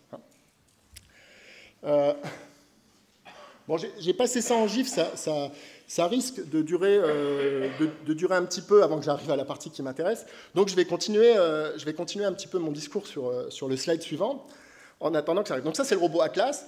Alors c'est un robot qu'on voit beaucoup sur Internet. La vidéo là est ancienne, mais c'est celle qui m'intéressait. Récemment, ce robot, il a commencé à faire des sauts périlleux, et à faire des parcours, à courir dans tous les sens, faire des footings. Enfin voilà, c'est un petit peu ce qui se fait de mieux au niveau robotique. Donc c'est fait par Boston Dynamics, et ça présage un petit peu de ce que pourraient être les robots utiles, entre guillemets, de demain, parce que si vous n'avez pas ça, vous ne pouvez pas faire un robot social utile, dans le sens où il ne peut pas manipuler des objets ou vous aider réellement, physiquement. À la base, si le robot il a une canne, c'est que vous comprenez bien que l'humain, il n'a pas envie que le robot lui tombe dessus, parce que là, on a un truc qui pèse plusieurs centaines de kilos, et si ça lui tombe dessus, il est mal. Donc, pour être à distance, il a un objet qui lui permet d'interagir tout en étant à distance pour éviter le choc. Mais en fait, ce qu'a créé cette vidéo, c'est clairement une très forte empathie où les gens se sont dit que ce robot était agressé par cet humain. C'est-à-dire qu'il y a vraiment eu un tollé extrêmement fort suite à la diffusion de cette vidéo qui a posé des problèmes à Boston Dynamics. Parce que les gens, en fait, en voyant ça, ils se disaient mais pourquoi est-ce qu'on est en train de maltraiter ce robot? C'est-à-dire qu'on voit bien quel est l'objectif de ce robot, et on a quand même en face un humain qui a un comportement qui a l'air relativement pas acceptable. Donc, ça nous montre à quel point on est capable facilement d'empathie, sachant que, typiquement, ce robot-là, si jamais vous le voyez en réel, vous n'avez pas forcément envie d'avoir de l'empathie, alors qu'un robot Pepper, vous le voyez, ça y est, vous êtes à mort. Donc voilà, donc là vous voyez, hein, ça, clairement, mécanisme d'empathie, on va tout de suite se dire, là il y a un problème, c'est quand même pas bien ce qui se passe, pauvre petit robot, etc. etc. D'accord? Bon, je vais quand même le laisser se relever pour vous rassurer avant de passer à la suite. Voilà, il va faire un petit effort. Hein. Allez, ouais, c'est bon. Ça marche à chaque fois, ça me rassure. Hein. Voilà. Alors, maintenant... La question qu'il y a, là on règle un peu la question de les robots peuvent-ils, on va dire, contrôler nos émotions et au passage peuvent-ils nous faire éprouver des émotions? La question est clairement oui. Et la question maintenant c'est peuvent-ils décrypter nos émotions? Là, la réponse c'est plutôt oui, mais j'ai quand même mis un petit nom qui se rajoute un peu sur le oui, parce que effectivement il existe plein de techniques, donc basées d'une part sur la vision, où on va être capable de reconnaître des sourires, des peurs. Ça marche bien, mais le problème, c'est que quand vous mettez ça sur des photos un peu stéréotypées, ça marche super bien. Quand vous commencez à mettre ça sur une caméra, vous voyez que vous passez tous les spectres d'émotions. En moyenne, oui, on est plutôt dessus, mais si vous prenez l'information au mauvais moment, en fait, ça peut sortir tout et n'importe quoi, donc c'est quand même assez bruté. Le gros problème là-dedans, c'est que, imaginez une image à un instant donné, on sent bien que ça n'a pas beaucoup de sens. Ce qu'il faut, c'est contextualiser, se dire, tiens, on a un individu qui à tel moment est dans telle situation, et il faut se poser un peu plus des questions, donc il ne suffit pas d'avoir des systèmes d'analyse qui correspondraient, on va dire, à l'inverse de ce que faisait le robot tout à l'heure, l'agent, c'est-à-dire on va lui mettre une certaine émotion sur le visage, et du coup, le système d'analyse va retrouver ses paramètres, et du coup, va être capable de dire l'émotion associée. Après, on a quand même des choses qui marchent beaucoup mieux que ça, c'est des techniques de micro-mouvement, c'est-à-dire qu'on a des images de très haute définition, et là, on va être capable de récupérer des informations qui peuvent aller jusqu'au battement cardiaque au niveau du visage, qui va être les micro-oscillations de différents muscles. Et là, avec ces techniques-là, on commence à avoir des choses extrêmement fiables. Donc ça marche bien. Par contre, ça sous-entend que vous avez des systèmes de caméra qui aujourd'hui sont compliqués à embarquer dans des robots, et surtout à embarquer dans des robots dans des situations réelles, c'est-à-dire robots dans la vraie vie, avec des conditions d'éclairage changeantes, etc., etc. Donc oui, il existe là des techniques qui marchent très bien, mais dans les faits, aujourd'hui, ce n'est pas sur les robots qu'on va pouvoir facilement mettre ça en place. On a le même type de technologies qui sont faites sur l'intonation de la voix, c'est-à-dire qu'on va être capable de récupérer, par rapport aux fluctuations au niveau de l'intonation de la voix, on va pouvoir récupérer ces informations, mais ça nécessite de l'apprentissage lié à une personne, c'est-à-dire c'est assez compliqué en ne connaissant pas la personne à la base d'interpréter. Il faut déjà connaître un petit peu la personne et avoir, entre guillemets, paramétrisé dans les systèmes ces personnes. Et puis, on a aussi des systèmes d'analyse textuelle, c'est-à-dire que juste en analysant le flux de ce qui se dit, on peut donner un sens. Est-ce que c'est plutôt positif, négatif? Est-ce que la personne est en stress, etc. Donc, la conclusion de tout ça, c'est oui, on sait faire des choses. Maintenant, faire ces choses en temps réel sur des solutions robotiques, c'est quand même très compliqué. Et il faut être capable de contextualiser, de donner du sens. Technologiquement, c'est des choses qu'on pourrait faire. Par contre, la complexité de l'outil à mettre en place est monstrueuse. Et puis, il faut être capable de contextualiser des situations de plus en plus compliquées, sachant que... petite expérience dans les choses ultra simples en apparence qu'on pense maîtriser depuis longtemps, il y a le fait de récupérer le genre d'une personne. Est-ce qu'une personne est un homme ou une femme? Donc ça, on pourrait dire que c'est maîtrisé. Si vous regardez, on va dire dans les papiers scientifiques, vous avez a priori une reconnaissance à 99,99% des systèmes de reconnaissance de genre. Par contre, sur des solutions robotiques, dans les faits, vous êtes plutôt à 80%. Et 20%, c'est énorme. Si vous dites à une personne, première présentation du robot, il se trompe déjà en vous disant bonjour madame ou bonjour monsieur, on sent bien que pour détecter les émotions qu'il peut y avoir derrière, ça ne va pas être ça. Alors, si déjà sur le genre, ça a l'air d'être compliqué. Donc quoi qu'il en soit, oui, en théorie, il se passe plein de choses, mais dans les faits, dans des choses qui marchent, dans des situations pas contrôlables, c'est-à-dire laboratoire, éclairage spécifique, etc., caméra haute définition, c'est un petit peu compliqué aujourd'hui. Alors, pour ceux qui n'ont jamais entendu parler, j'ai quand même fait passer un petit slide sur le deep learning, parce qu'il y a un truc qui a beaucoup changé ces dernières années grâce au deep learning. Donc, ce que je veux vous montrer là-dessus, c'est que derrière le deep learning, la nouveauté, c'est que ce qui est représenté en bas, là, donc vous voyez, donc ça représente la chaîne de traitement qui est faite à l'intérieur d'un réseau de deep learning et comment, par exemple, dans ce cas-là, il cherche des visages pour soit dire c'est un homme, une femme, soit identifier la personne, etc. Donc c'est la phase qui dit, tiens, j'ai trouvé une personne, j'ai trouvé un visage. Ce qu'on voit apparaître ici, donc, ce sont des techniques qui nous permettent de voir ce qu'a créé le réseau. C'est-à-dire qu'en gros, le réseau, au début, on lui a mis plein de visages, on lui a dit, tiens, là, il y a des gens, il y a des gens, il y a des gens, il y a des gens. Le réseau, il tourne. Et à la fin, il s'est créé une représentation de ce que doit être une personne. Avant le deep learning, il fallait qu'il y ait des scientifiques qui définissent, mais c'est quoi qu'il faut chercher? La nouveauté avec le deep learning, c'est qu'on a juste dit, tiens, là, il y a des visages, mais on lui a dit des millions de fois ou des milliards de fois en lui montrant des visages ou en lui montrant des endroits où il n'y a pas de visage, en lui disant, et là, il n'y a pas de visage. Et ce qu'a fait le système de lui-même, c'est qu'il a compris quelles étaient les informations pertinentes pour trouver des visages. Quand ça a commencé à sortir avec des bons résultats sur la vision, les gens ont commencé à dire c'est de la chance, parce que la vision c'est facile, etc. Et donc toutes les communautés scientifiques hors vision disaient oui, mais là ça marche, mais pour nos problèmes à nous ça ne marchera pas. Mais en gros, ce qui apparaît aujourd'hui, c'est que sur la problématique générale de la perception, il est assez difficile de trouver des systèmes où ça marche mieux avec autre chose que des approches de deep learning. Donc, il y a encore plein de questions qui se posent et il y a encore des choses à améliorer de partout, mais on obtient déjà des réussites vraiment incroyables.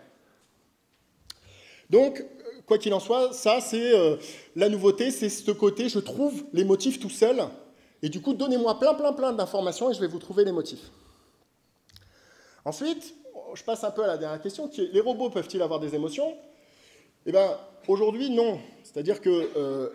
avoir réellement des émotions, on n'a pas de robots qui ont des émotions. Par contre, si maintenant on se pose la question de peut-on imiter les émotions, la réponse est oui. On a vu comment sur un agent on pouvait imiter ses émotions. À partir du moment où vous êtes capable de me dire quels seraient les effets visibles de telle ou telle émotion et dans quelles circonstances ils doivent se voir, vous êtes capable de les imiter. Donc la question est, si vous avez des modèles précis de quels sont les comportements des gens ou quelles sont les modifications physiologiques des gens vis-à-vis de telles ou telles émotions, il est extrêmement simple de les imiter. Donc la vraie question, ce n'est pas forcément celle-là que les gens veulent se poser, c'est plutôt celle de pourrait-il y avoir une émergence des émotions? C'est un peu la même question qu'on peut avoir vis-à-vis de peut-il y avoir une émergence de l'intelligence? Donc là, je ne vais pas amener de réponse, mais l'idée c'est de se dire qu'on a montré dans un certain nombre de champs mathématiques que la complexité amenait à la création de quelque chose, des structures, etc. Et les techniques de programmation par apprentissage, en particulier d'apprentissage profond, ont pour objectif de faire émerger des propriétés. Comme je vous ai montré sur les visages juste avant, où le système de lui-même a compris qu'il y avait des choses à repérer qui nous permettaient ensuite de trouver des yeux, etc., etc.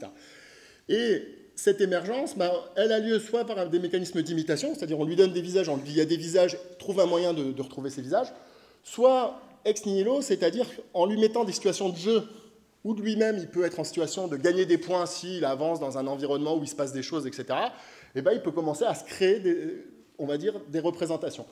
Donc la question de ces émotions, c'est un petit peu, est-ce que dans certaines situations, en particulier d'action d'apprentissage, donc on veut créer un système robotique qui va apprendre à agir, est-ce que l'émotion va émerger elle-même des comportements? Et on sent bien que si on met des humains en face et que son modèle c'est l'humain, la réponse doit être oui, mais en fait c'est par construction de l'imitation en fait. Et si on ne met pas d'humain et qu'il apprend tout seul, là, bah, ça serait un problème de se dire est-ce qu'une notion d'émotion peut émerger, tout comme une notion d'intelligence pourrait émerger de cette complexité. En conclusion, donc, les choses évoluent très vite, donc on aurait envie d'avoir des robots d'interaction sociale. Pris séparément, il y a l'air d'avoir des trucs super bien aujourd'hui, mais on est quand même très loin d'avoir des robots qui peuvent amener des émotions qui soient cohérentes, concrètes, correctes vis-à-vis de notre environnement. Ce qui rend les choses compliquées, c'est que le robot, ce qu'on attend de lui avant tout, c'est qu'il soit fonctionnel et qu'il crée une vraie interaction. C'est-à-dire que si on lui parle de quelque chose, on veut qu'il nous comprenne.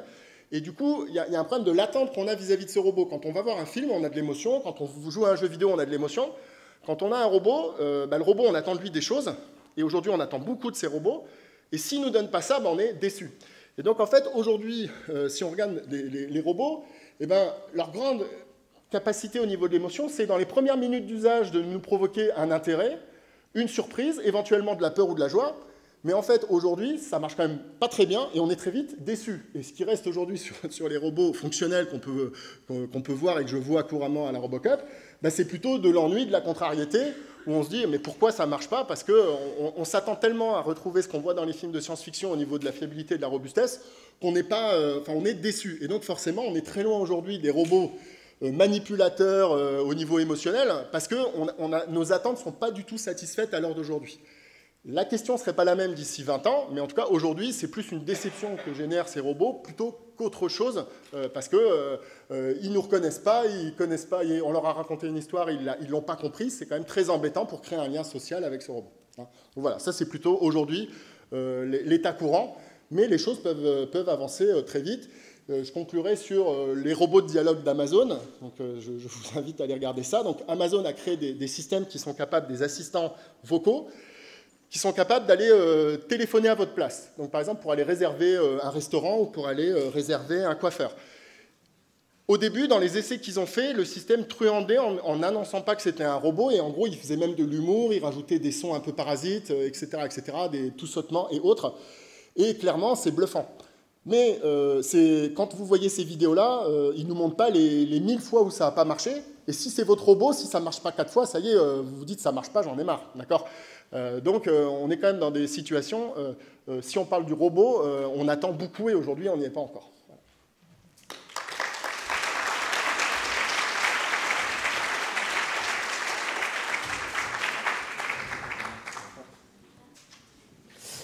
Voilà, merci beaucoup pour les deux exposés. Nous allons maintenant entrer dans la partie table ronde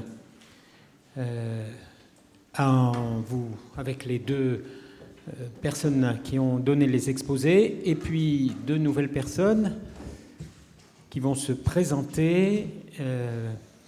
Bonjour à ceux qui n'étaient pas là ce matin.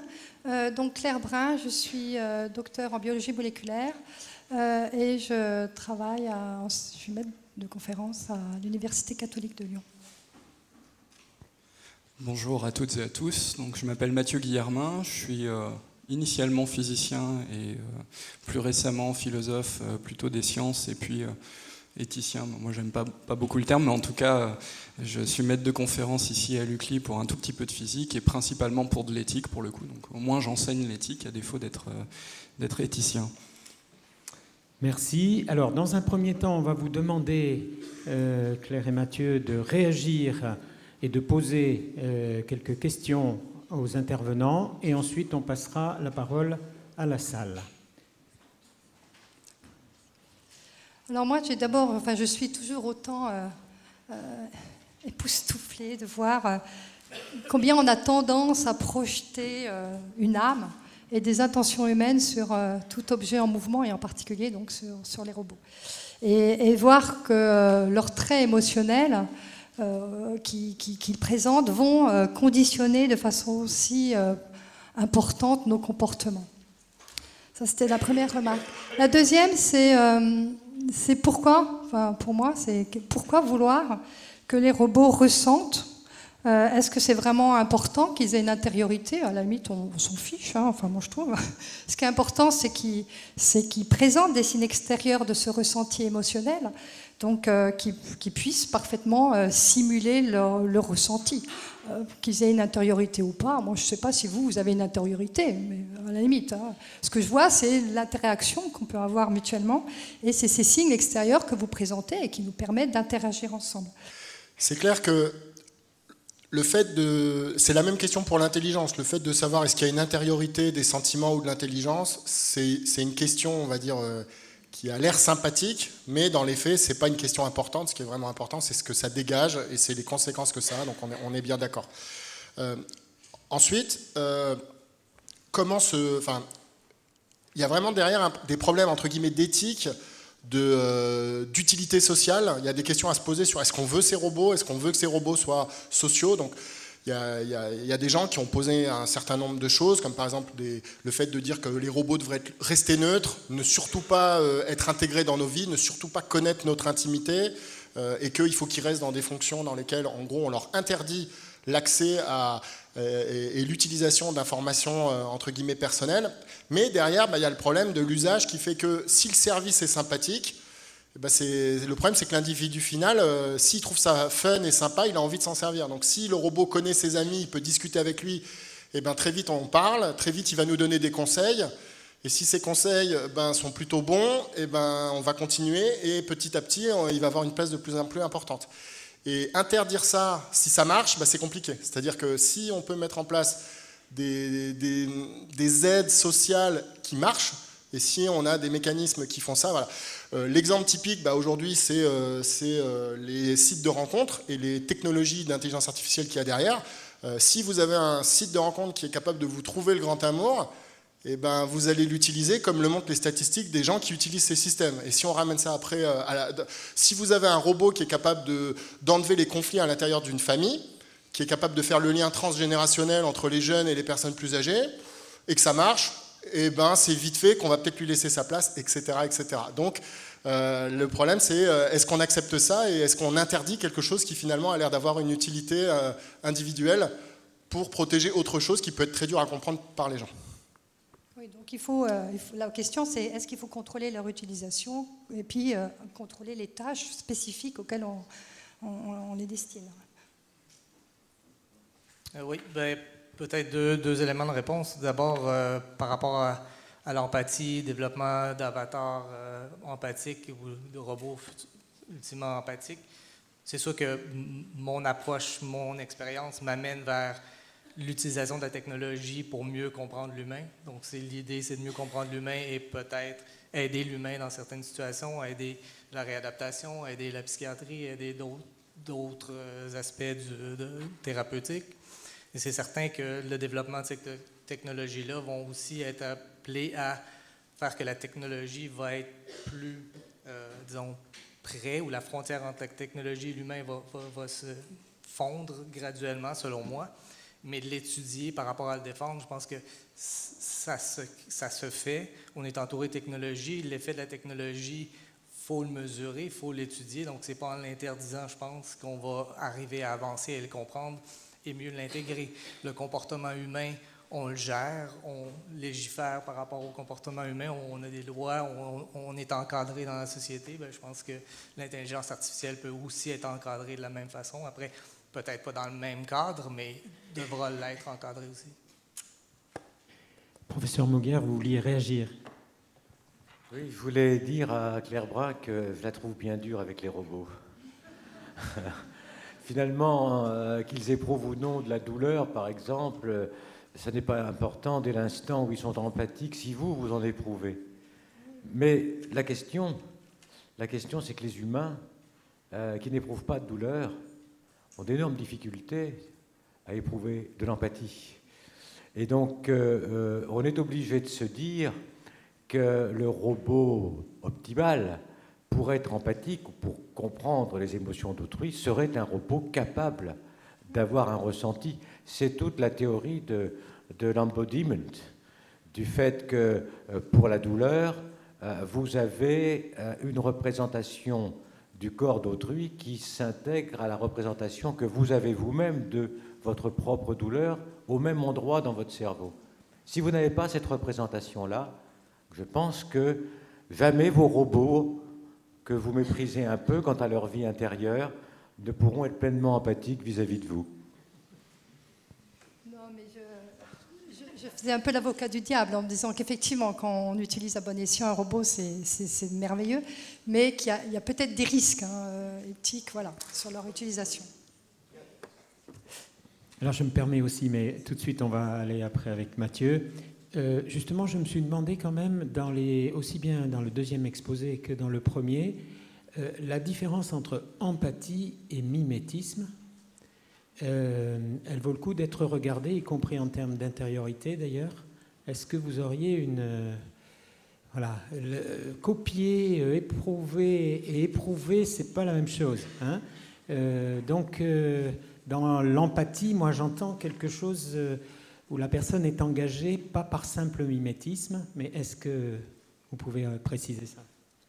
Oui, bien, dans certaines théories de développement de l'empathie, en fait, on va prétendre ou on va proposer que l'imitation est là dès le début. Même les travaux de Meltzoff ont montré qu'après quelques jours, quelques semaines, les bébés imitaient des gestes moteurs très simples. Et l'idée derrière, c'est que l'imitation est là pour se sentir comme l'autre. On est comme l'autre pour se sentir comme l'autre, pour se sentir comment on se sent quand on fait ce geste-là d'abord.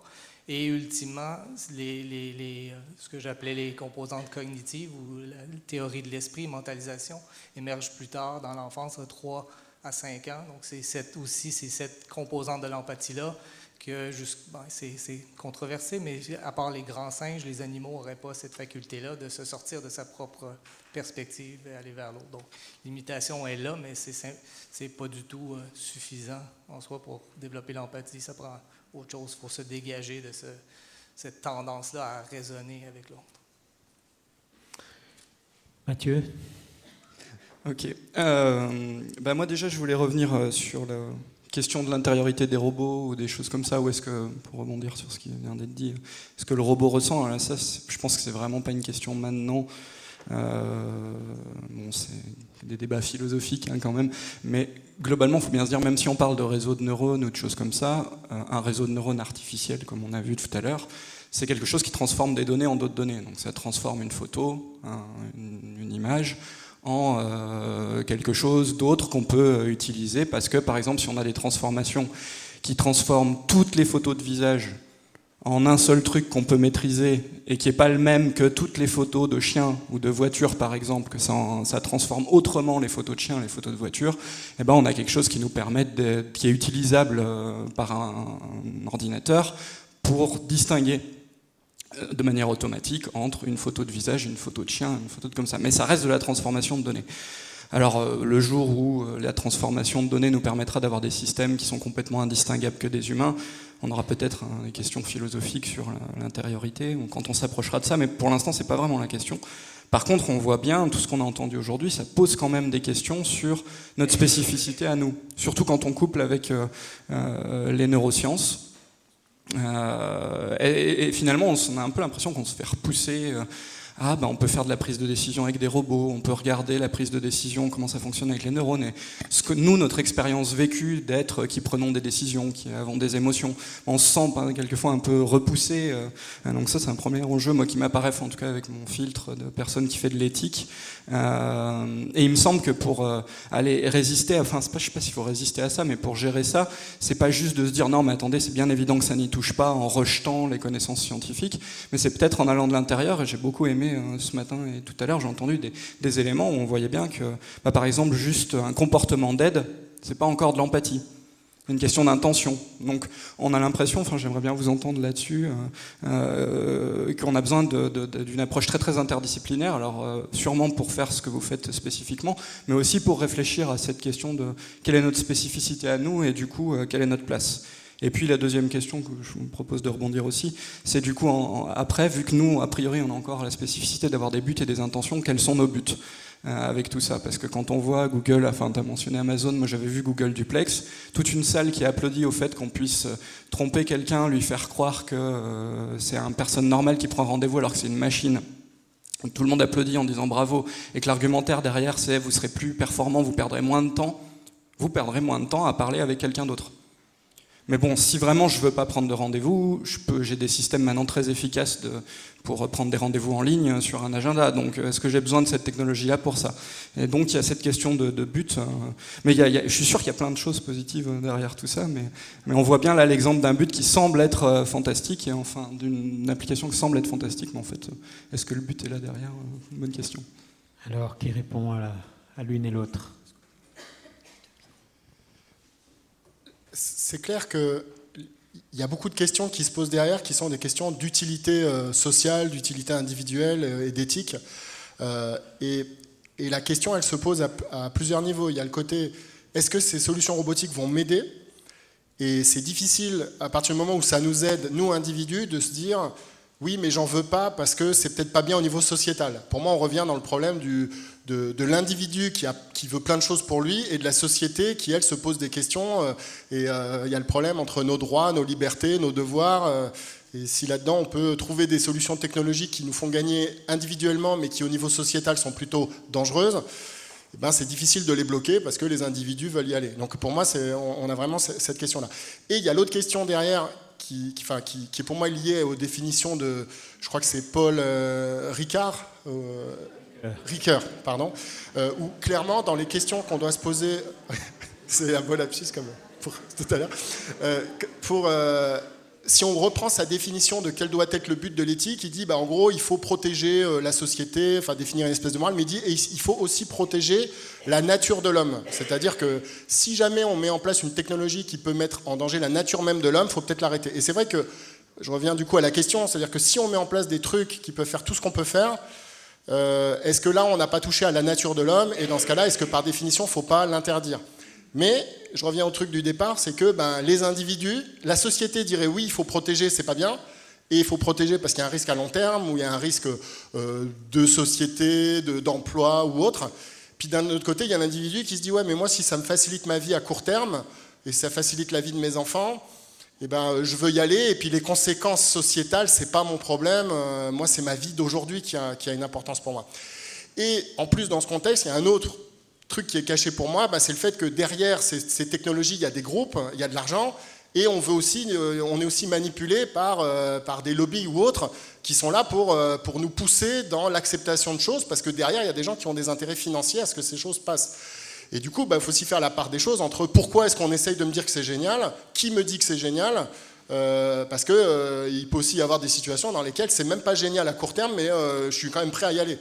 Et donc là, on se pose vraiment la question à la fin de pourquoi on irait alors que ça n'a même pas l'air génial à court terme. Typiquement, derrière le monde des jeux vidéo sur smartphone, le côté addictif et le fait que derrière, on se dit ouais, je passe du temps, c'est sympa, mais en final, on est dans des systèmes captifs où il y a des gens qui cherchent à vous emprisonner là-dedans. Donc on se dit bien, il y a quand même des soucis. Et ça, c'est la face émergée de l'iceberg. Donc forcément, il faut se poser quand même des questions. Philippe Jackson, vous voulez réagir? Oui, un élément peut-être que je vais revenir encore sur ce qui avait été dit ce matin, puis peut-être relancer l'idée, c'est la notion que l'empathie et le rapport à l'autre se fait dans un concept d'intersubjectivité, c'est-à-dire qu'il y a deux personnes en interaction et les comportements d'un vont influencer l'autre et vice-versa, et on apporte des comportements d'aide parce qu'on a des intentions bienveillantes face à l'autre, etc. Alors que quand on rentre dans l'intelligence artificielle, robot, avatar, agent virtuel, on perd probablement cette notion qu'il n'y a plus d'intentionnalité de l'agent comme tel, il n'y a plus de retour. Il peut y avoir un retour artificiel, mais est-ce que ça a la même valeur, un rapport unidirectionnel comme ça, ou un rapport qui est intersubjectif entre deux personnes? Ça pourrait être le sujet de débat. Dans des contextes thérapeutiques, est-ce que nos psychologues, nos psychiatres, nos médecins nous veulent du bien à ce point, ou est-ce qu'ils n'appliquent pas des formules, des méthodes pour nous guérir et réussissent à bien le faire? Et qu'on sache ou pas qu'ils nous veulent des bonnes intentions, on ressort guéri, meilleur. Alors si c'est une machine qui parvient à faire la même chose aussi bien, est-ce qu'on va être déçu de cette forme de relation-là dans le futur? Moi, je ne suis pas certain. Donc, c'est peut-être après plus dans ce qu'on va rechercher, dans s'imaginer que l'autre reçoit aussi du bien de l'interaction qu'on a, puis dans ce cycle-là que là, l'humanité prend son sens par rapport à l'interaction entre l'humain et l'agent artificiel. Merci beaucoup. Ouais, on va ouvrir le temps qu'il y ait un bras qui se lève, je vais juste du coup rajouter. Je suis tout à fait d'accord, et même je vais plus loin. Je pense que, pour l'instant, c'est même une démarche presque artistique, mais d'utiliser des robots, des agents virtuels pour faire ressentir des choses aux gens. Ça peut être dans les effets et dans les buts tout à fait positif. Je voulais vraiment pas apparaître en opposition à ce genre d'application.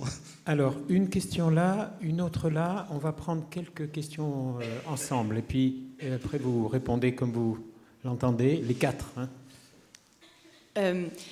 Du coup, moi je vais me jouer aussi un petit peu l'avocat du diable, et j'ai une question qui concerne vraiment le robot émotionnel, là, celui qui pourrait ressentir éventuellement nos émotions, etc.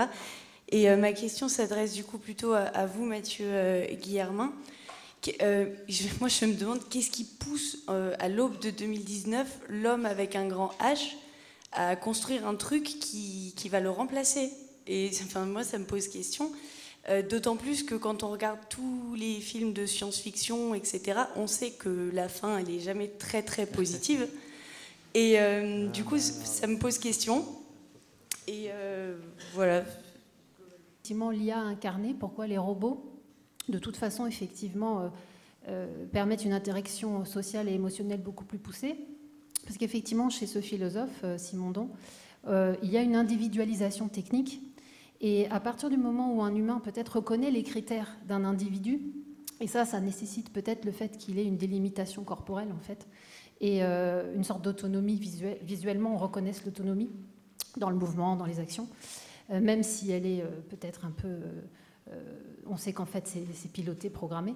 En tout cas, c'est l'impression qu'on a, et ça pourrait expliquer effectivement cette tendance vers le fait de faire de plus en plus d'individualisation technique pour interagir. Ça, c'était le premier point. Et après, l'autre point, c'est qu'effectivement, on pourrait se dire aussi que les robots ont un parcours d'individuation quand il y a du deep learning et qu'ils ont tendance à apprendre et à évoluer. Et à partir du moment où ils apprennent, ils évoluent, Simondon dirait qu'ils ont un parcours d'individuation comme un individu humain, par exemple. Donc ça serait intéressant bon, voilà, ça a déjà été fait, mais je pense que juste c'est une référence intéressante. Et donc d'où ma question qui est un petit peu différente. Moi, je me suis vraiment dit en vous écoutant, si la question, c'était pas celle de Jeremy Bentham, qui date quand même du 19e siècle, à propos des animaux. La question n'est pas est-ce qu'ils sont intelligents, mais peuvent-ils souffrir? Et je me suis dit, est-ce qu'on peut se demander la même chose pour les robots? Quand on voit votre robot qui tombe, et toute la salle qui fait « Ah !» Bon, est-ce que c'est pas tout simplement... C'est pas forcément effectivement est-ce qu'il peut le souffrir, mais c'est le côté vulnérable qui nous fait quelque chose, de voir qu'un robot est lui aussi vulnérable, il peut tomber, et même s'il ne se fait pas mal au sens où nous on se fait mal, il y a quelque chose de moralement non acceptable dans le fait de profiter de la vulnérabilité, peut-être. Enfin voilà, c'est une hypothèse. On va prendre d'abord ces deux questions. Qui répond?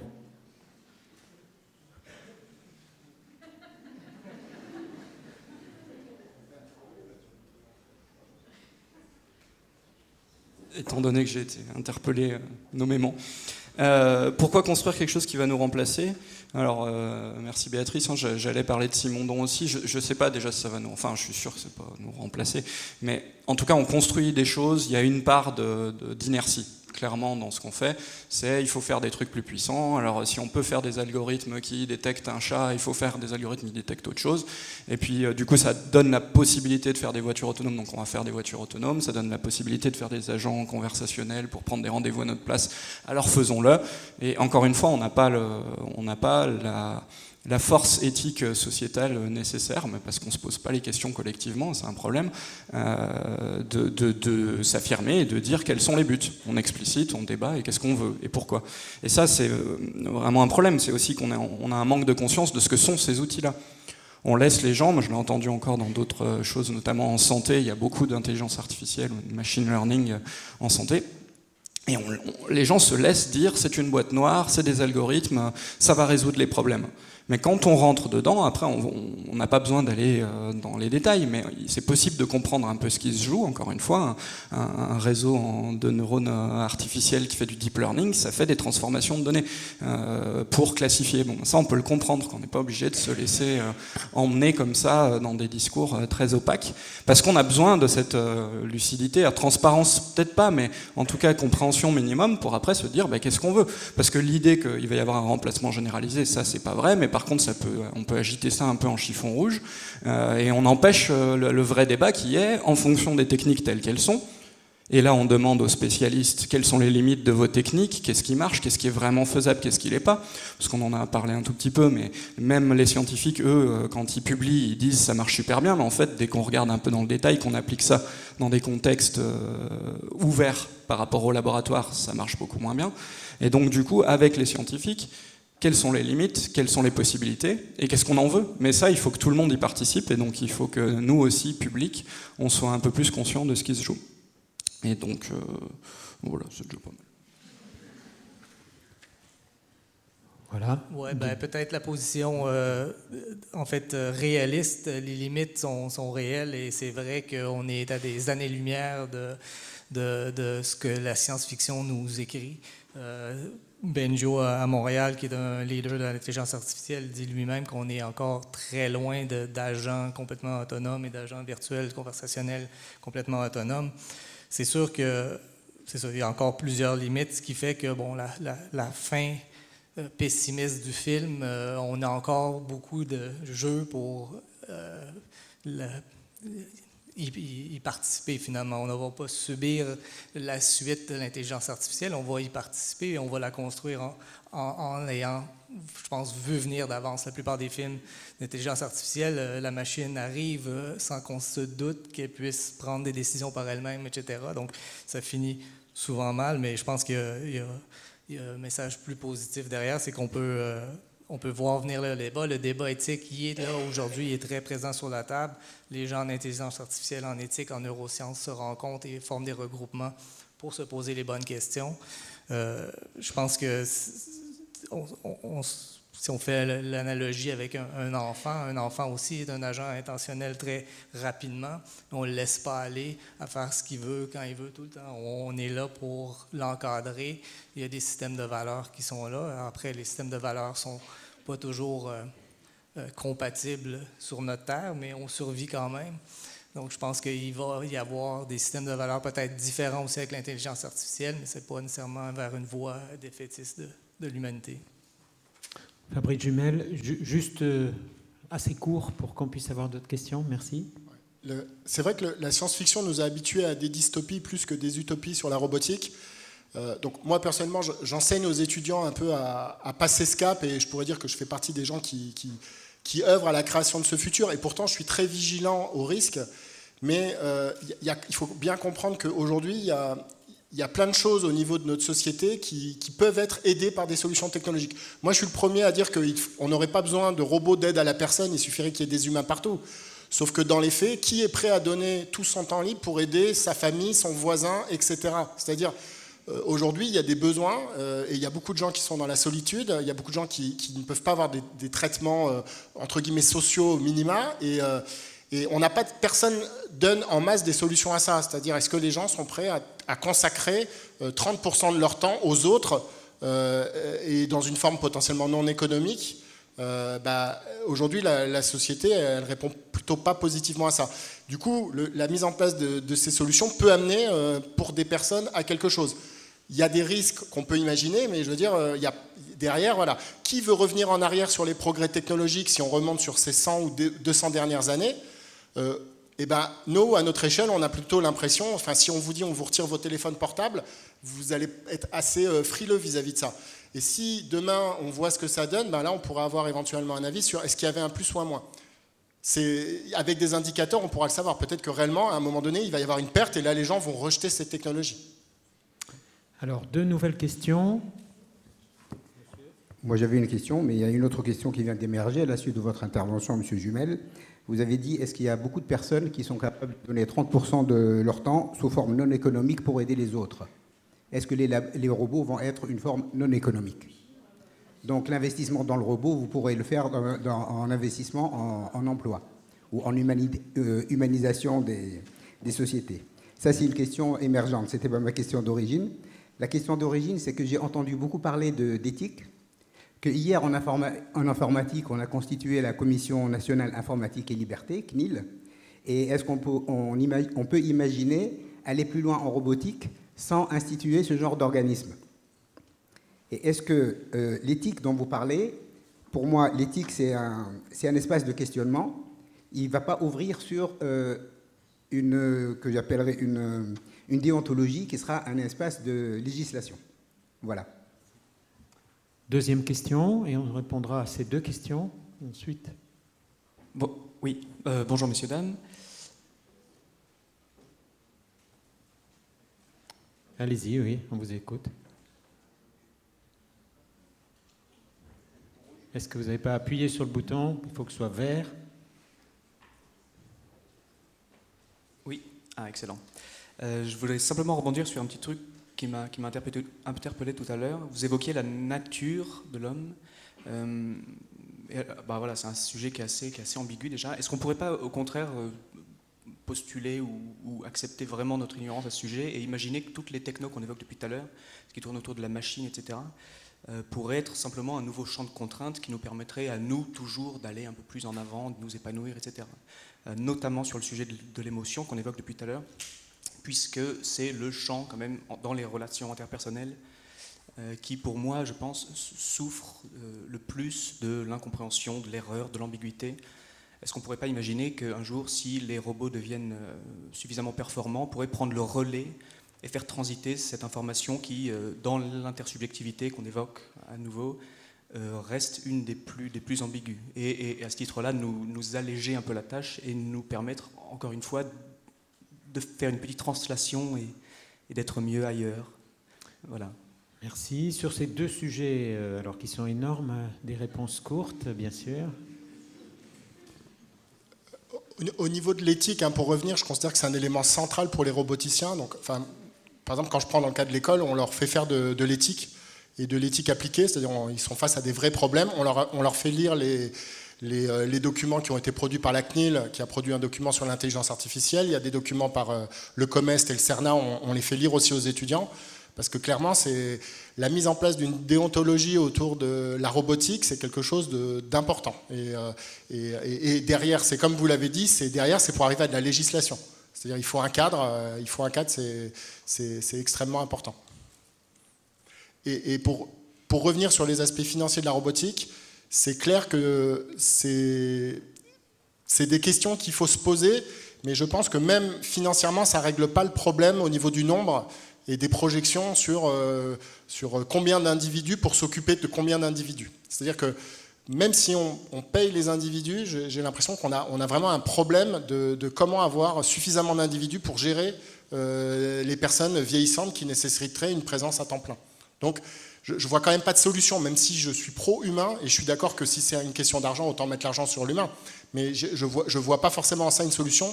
Et il y a le problème aussi de la qualité du service qu'il peut y avoir mis en face. Voilà, est-ce que quelqu'un d'autre veut réagir? Ces deux questions? Oui. Puis ensuite, on passera à deux dernières questions. Ouais, juste un point court, ça me rappelait en fait la question précédente sur jusqu'où les limites de ces systèmes intelligents, ces systèmes artificiels.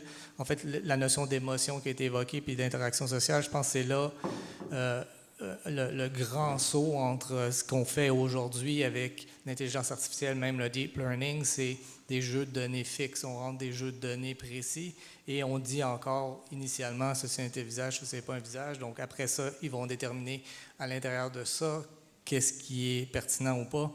Mais dans les interactions sociales, il y a explosion en fait de données à chaque moment, comme on l'a vu ce matin, à chaque millisecondes, il y a des nouveaux jeux de données qui rentrent et tout, des systèmes qui sont capables d'aller puiser dans ces nouveaux jeux de données, se créer des nouveaux jeux de données et d'interagir avec l'environnement pour créer encore d'autres jeux de données. On est encore très, très loin de ça, je pense, dans les systèmes intelligents. Merci. Deux questions de plus. Une seconde alors, vas-y. Oui, alors juste sur ce que vous avez dit, puisqu'on n'en a pas parlé, tout ce qui est du domaine de l'impersonnel, interpersonnel, l'incompréhension, l'erreur, l'ambiguïté, est-ce que ça ne fait pas partie de la nature humaine ? Et que justement, est-ce qu'il faut absolument vouloir avoir une transparence complète ou que les machines nous aident à être plus transparents, pour pouvoir être surpris et joyeux quand, par exemple, quelqu'un qu'on aime bien, on ne savait pas trop si elle nous aimait bien aussi ou pas, ou s'il nous aimait bien, et puis on le découvre, et là, ou alors on ne le découvre pas et on a des émotions. Mais qu'est-ce qui advient de ce genre de choses-là si on a trop d'informations, en fait, ça fait peut-être partie de nous, je suis sur cet aspect-là. Merci. Oui, moi j'aurais 2 points à aborder. Le premier, c'est que depuis 20 ans, on a vu évoluer de manière extraordinaire nos infrastructures, nos moyens, etc. Et on est aujourd'hui dans le monde de l'intelligence artificielle, des objets connectés et des réseaux à haute vitesse. Et j'ai du mal à imaginer que le robot restera dans une relation individuelle avec l'être humain et qu'il ne sera pas lui-même un énième objet connecté particulier. Et donc, dans un cadre comme ça, c'est une nouvelle porte ouverte à un big data qui m'inquiète beaucoup. C'est-à-dire que jusqu'à présent, j'ai pu lui laisser la porte fermée, qui ne rentre pas chez moi, ni dans ma chambre à coucher. Ça m'ennuierait d'avoir un robot qui passe des informations à un serveur central de ce que je fais chez moi. C'est le tout premier point. Et le deuxième point, qui est une réflexion personnelle, c'est que finalement, dans nos moyens informatiques aujourd'hui, même si je suis en train de parler avec Facebook, WhatsApp ou ce que vous voulez, derrière, j'ai toujours un individu, un être humain. Et je transmets de l'information entre 2 êtres humains par le biais de ces moyens informatiques. Là, dans le contexte du robot, j'ai en face de moi une machine.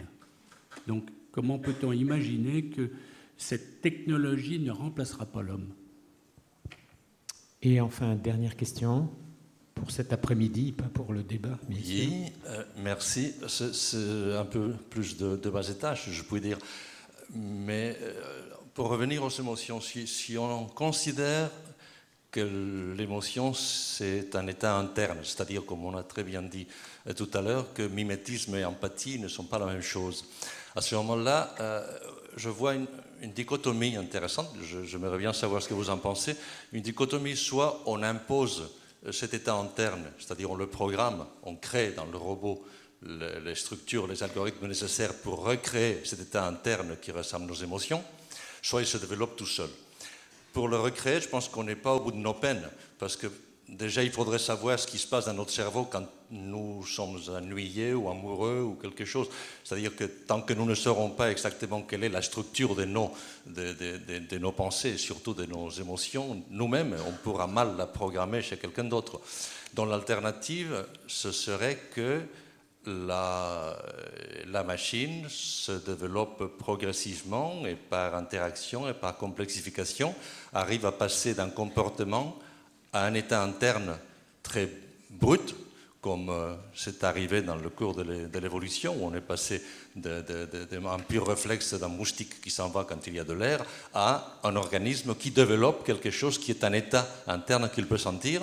Et à ce moment-là, ça pourrait petit à petit se développer. Mais le problème à ce moment-là, c'est que ce qui allait se développer va nous échapper. C'est-à-dire que les émotions qui pourraient émerger pourraient ne rien avoir avec les nôtres du tout. Et avoir un même comportement avec un état interne que nous ne connaissons pas et que nous ne serons jamais capables de connaître. Réaction ? Du coup, il est devant moi, donc je vais juste commencer. Ce que vous avez pointé, c'est typique du genre de choses qu'il faut mettre sur la table. Et il faut qu'il y ait des exigences. Si on n'est pas exigeant, si on continue à signer des conditions d'utilisation sans les lire, si on continue, on aura ce genre de problème, inévitablement. Et par contre, il faut quand même mentionner qu'il y a une tension entre garder nos données pour nous et les protéger, et les mettre en commun pour pouvoir innover. Parce que les techniques qui peuvent être positives pour faire des choses intéressantes, elles demandent d'agglomérer énormément de données. Et du coup, on a déjà un retard, alors pour le pire ou pour le meilleur, par rapport à la Chine, qui a un système très centralisé et qui prends les données et puis c'est tout, ou les États-Unis qui ont un système très décentralisé mais qui ont quasi pas de loi de protection des données. Et nous, on a les acteurs du numérique qui nous disent on a des problèmes à avoir accès aux données dont on a besoin. Et il y a des gens qui essayent d'inventer des solutions propres, spécifiques à notre contexte européen, plutôt que de dire on devrait faire pareil qu'ailleurs. C'est notamment les algorithmes qui se déplaceraient pour aller interroger des bouts de données à chaque endroit mais sans jamais les récupérer. Donc ça c'est intéressant. Pour votre question, juste, ça va très loin, donc, mais juste rappeler que pour l'instant, on ne voit pas du tout comment on recréerait un état interne qui correspond à ce qui se passe en nous. Parce que ce qu'on fait, de toute façon, les réseaux de neurones, c'est même pas des simulations de cerveau. C'est des transformations mathématiques complexes pour l'instant. Alors on pourrait essayer de simuler un cerveau. Alors la question, c'est qu'est-ce que ça donnerait et puis jusqu'où? Parce que pour l'instant, simuler un cerveau, même au niveau des cellules biologiques, on ne sait pas faire. Et peut-être qu'il faudrait simuler plus bas, puis il faudrait simuler tout le corps. Donc est-ce qu'on pourrait simuler tout ça? Qu'est-ce que ça générerait? Est-ce que une fois que tout serait simulé jusqu'au niveau de l'atome, est-ce que ça générerait une intériorité? Enfin, on n'en sait rien, c'est des débats philosophiques très ouverts. Mais en tout cas, pour l'instant, on n'en est pas du tout là. Dans tout ce qu'on fait de pointe, c'est pas ça, quoi. Quand on dit réseau de neurones artificiels, il ne faut vraiment pas entendre cerveau artificiel, ça, c'est important. Je vais juste dire un mot, c'est que les émotions, c'est pas que du ressenti interne, hein, c'est une des composantes de l'émotion où il y a des modifications comportementales, des modifications physiologiques, en plus de cette composante cognitive et subjective. Donc on peut très bien justement reproduire ces modifications comportementales, c'est par exemple les expressions du visage ou l'expression dans la voix, qui est une réponse au ressenti interne, et si on arrive à les reproduire, on n'a pas besoin, c'est pour ça que tout à l'heure je disais, on n'a pas besoin de créer ce ressenti, cette valeur subjective cognitive. Moi je voulais juste rebondir là sur la notion d'intériorité. Il y a un postulat de mon point de vue de base en informatique et en particulier en intelligence artificielle qui est qu'on ne s'intéresse pas à l'intériorité. Ce qui nous intéresse, c'est ce qui est visible. Et donc, une des choses que je vous invite tous à relire, c'est le document original de Alan Turing, dans lequel il définit, on va dire, ce qui sera ensuite appelé les bases de l'intelligence artificielle. Et clairement, ce qu'il met en œuvre dans ce document, c'est de dire qu'une forme d'intelligence, c'est le fait qu'on ne puisse pas distinguer le côté artificiel du côté naturel. C'est-à-dire que si le comportement d'un humain, aussi intelligent soit-il, et le mot intelligence n'avait pas le même sens à l'époque que celui qu'on met maintenant, peut être imité par une machine et qu'on ne puisse pas dissocier ce que fait la machine de l'homme, en gros, on a atteint l'objectif. Et le côté de comment ça marche à l'intérieur, qu'est-ce qui est mis en œuvre, on ne le regarde pas. Et déjà à l'époque, toutes les objections qui ont pu être faites sur ça, c'est-à-dire les sentiments, l'intériorité, déjà dans son document de 1950, il fait l'avocat du diable et il défend les thèses contraires tout en arrivant à sa conclusion que ce n'est pas la question de l'intériorité. Et donc c'est un document qui est très lisible et j'invite vraiment tout le monde à relire, à aller relire ce document parce que si on ne peut pas distinguer ce que fait la machine de ce qu'on fait nous, et bien la question de à quoi bon aller voir à l'intérieur n'est pas très important. Et je voulais conclure sur un tout petit détail, c'est ce qui est en train de changer en ce moment, c'est la taille des codes. Ce que dit aussi Alan Turing en 1950 dans son document, qui est doublement essentiel, c'est en gros, il dit que les codes du futur ne peuvent pas être écrits par des hommes parce qu'ils sont trop gros. Et en gros, ce qu'il dit, c'est que seul l'apprentissage permettra de créer les codes du futur.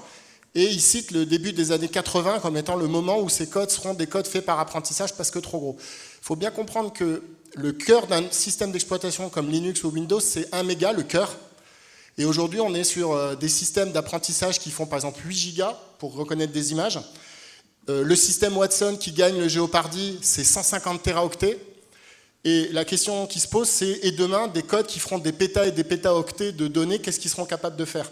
Et ces codes peuvent pas être faits par des programmeurs, ils peuvent être faits que par apprentissage.